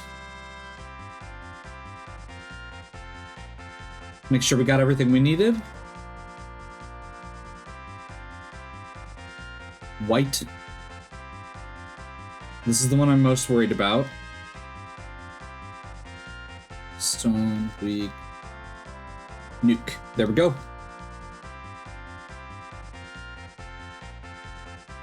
And this should be ridiculous. He should just get everything. Because he got double everybody else.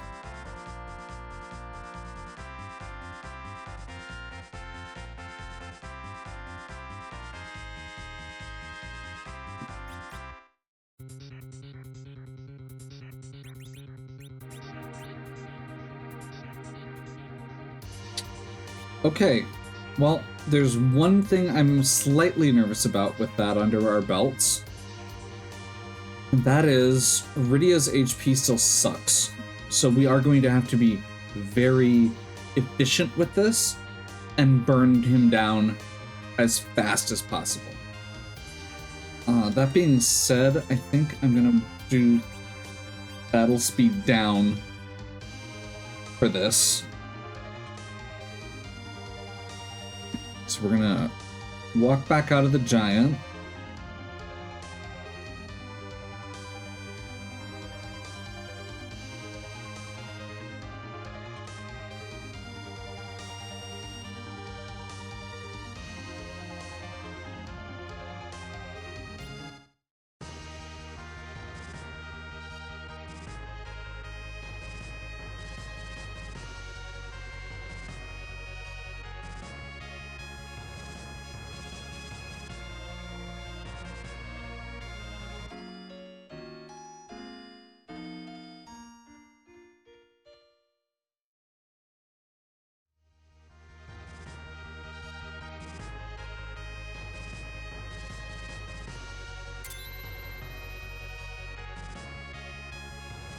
We do have to walk down the subterranean still.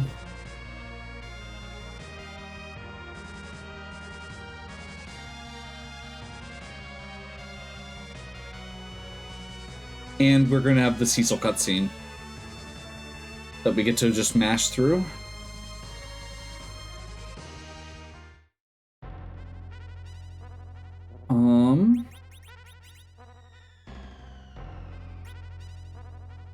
Should be fine.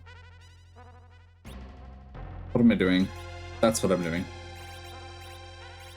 It's like, while I'm thinking about this, I really need to take a brief moment here. Make sure she's got that staff equipped.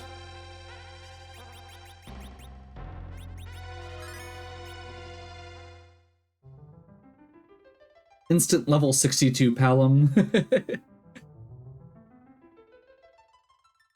So we should be doing straight 9s with our nukes. Particularly with Palom. We don't have a tiara or anything for Rydia.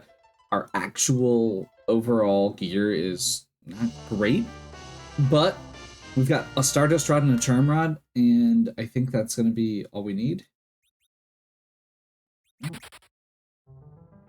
That reminds me, did I actually equip this Stardust Rod? No.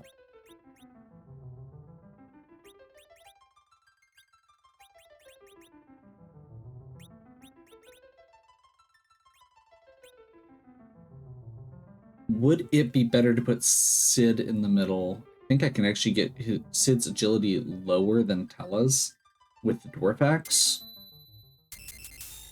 I'm still so bad at figuring out how relative agility worked. I actually just did a whole deep dive trying to get into the math of it.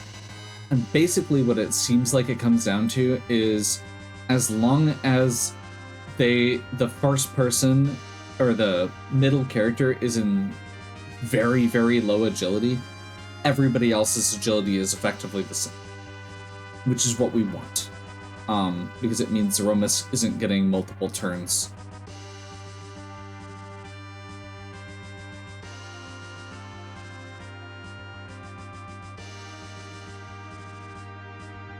So relative agility is going to be, so effectively, if I'm doing the math right, Tella's agility is a 5 currently. And what that means is that, well, his agility is a 5, but his relative agility is also a 5, which just makes this not the best example. The way we get his relative agility is by taking his agility times 5, and then everybody else's is going to be that number divided by 5. So 25 divided by 5. Or, well, his is 25 divided by 5, which is still 5. Everybody else's is going to be 25 divided by whatever their agility is. We do want to go one off. So in this case, it would be also 5, not ideal. Also 5, not ideal. Yeah, actually, maybe we need it lower. I'm gonna do it.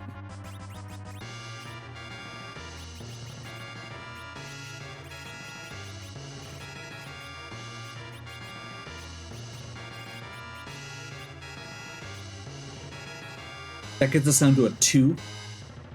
So that means that it's 10, which means that a lot of our characters are going to be at a base 2, and Zeromus is still going to, unfortunately, be at a base 1.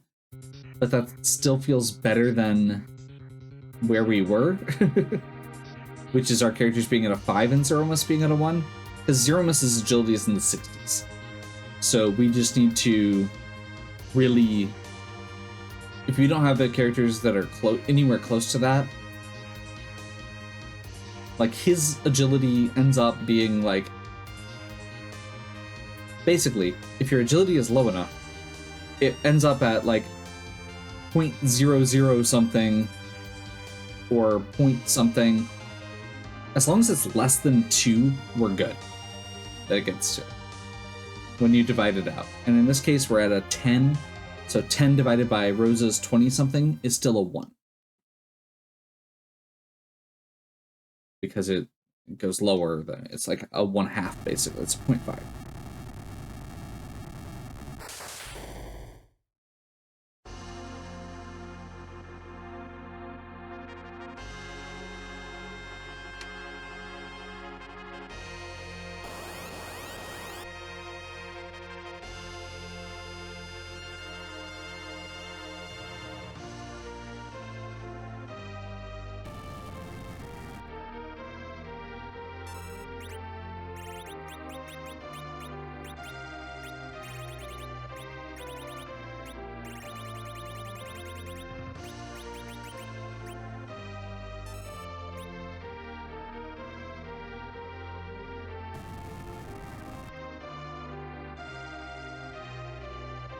See whose butt we're going to kick tonight.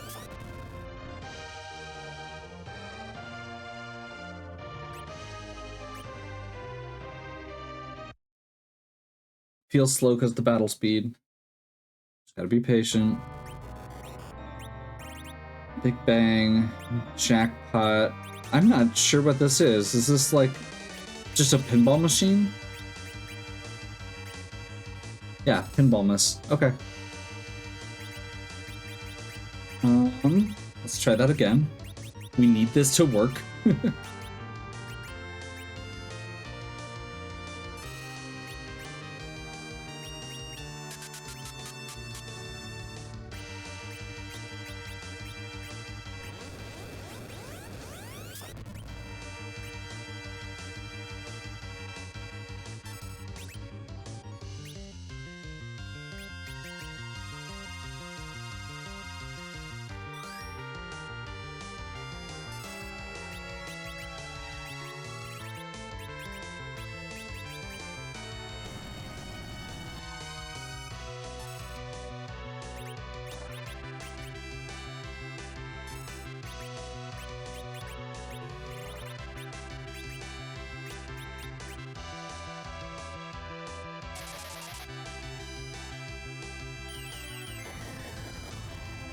So, just to briefly explain what's going on here, Ceremis actually only has about 60,000 hit points,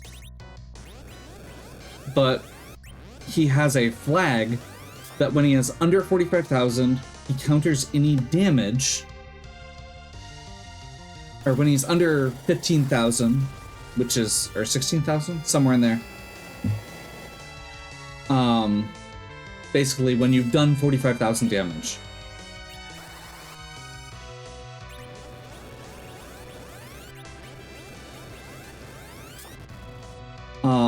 He counters with a full heal.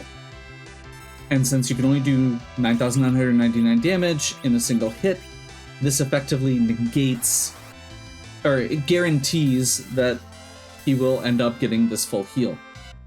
Now, we're bypassing that because that is a counterattack. And in this game, you only get one counterattack for any given ability.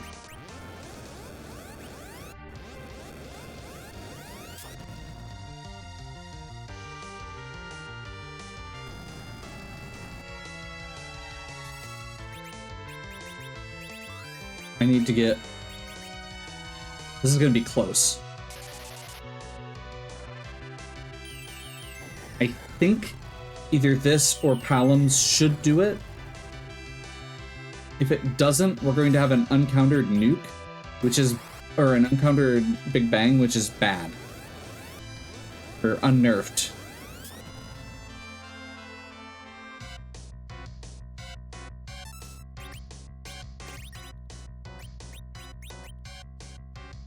Come on, Rydia.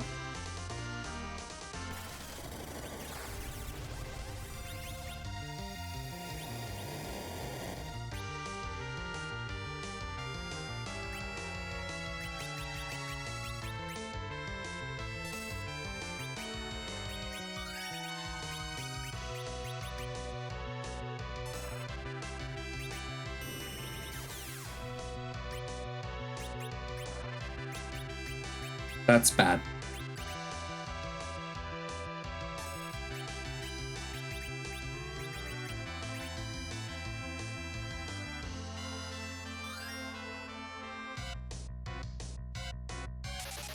So Rosa is now going to nuke or blast Sid with white. Because he did Zermus did a black hole. But I think this should do it.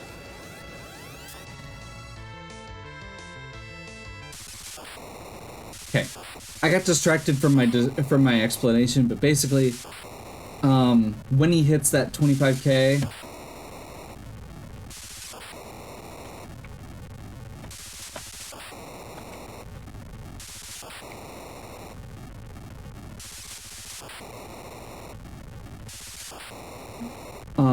when he gets under 15k, if you do that last bit of damage with reflected spells, he doesn't trigger the counterattack because the reflected spell counts as a counterattack because of the fact that it targets the one guy and then the other guy. So, all of that to say, we only need to do half as much damage this way by reflecting spells at him instead of spamming him with regular attacks. That was really close. I knew exactly where I was at with a lot of that, at least. The black hole is the one thing on that plan that caught me off guard, because I was like, okay, we don't need to heal, we just need to survive this last big bang, and because he's not going to get another chance to do a big bang.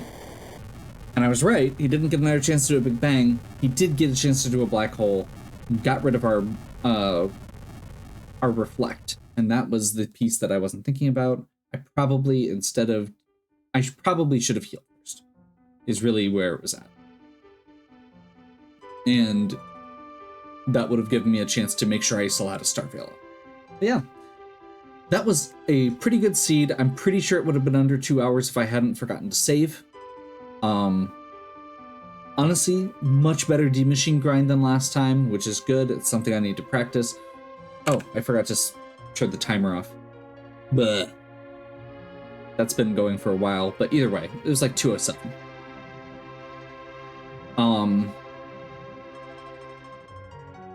I got greedy with the Cecil. I shouldn't have done the last arm. Even with the last arm, I shouldn't have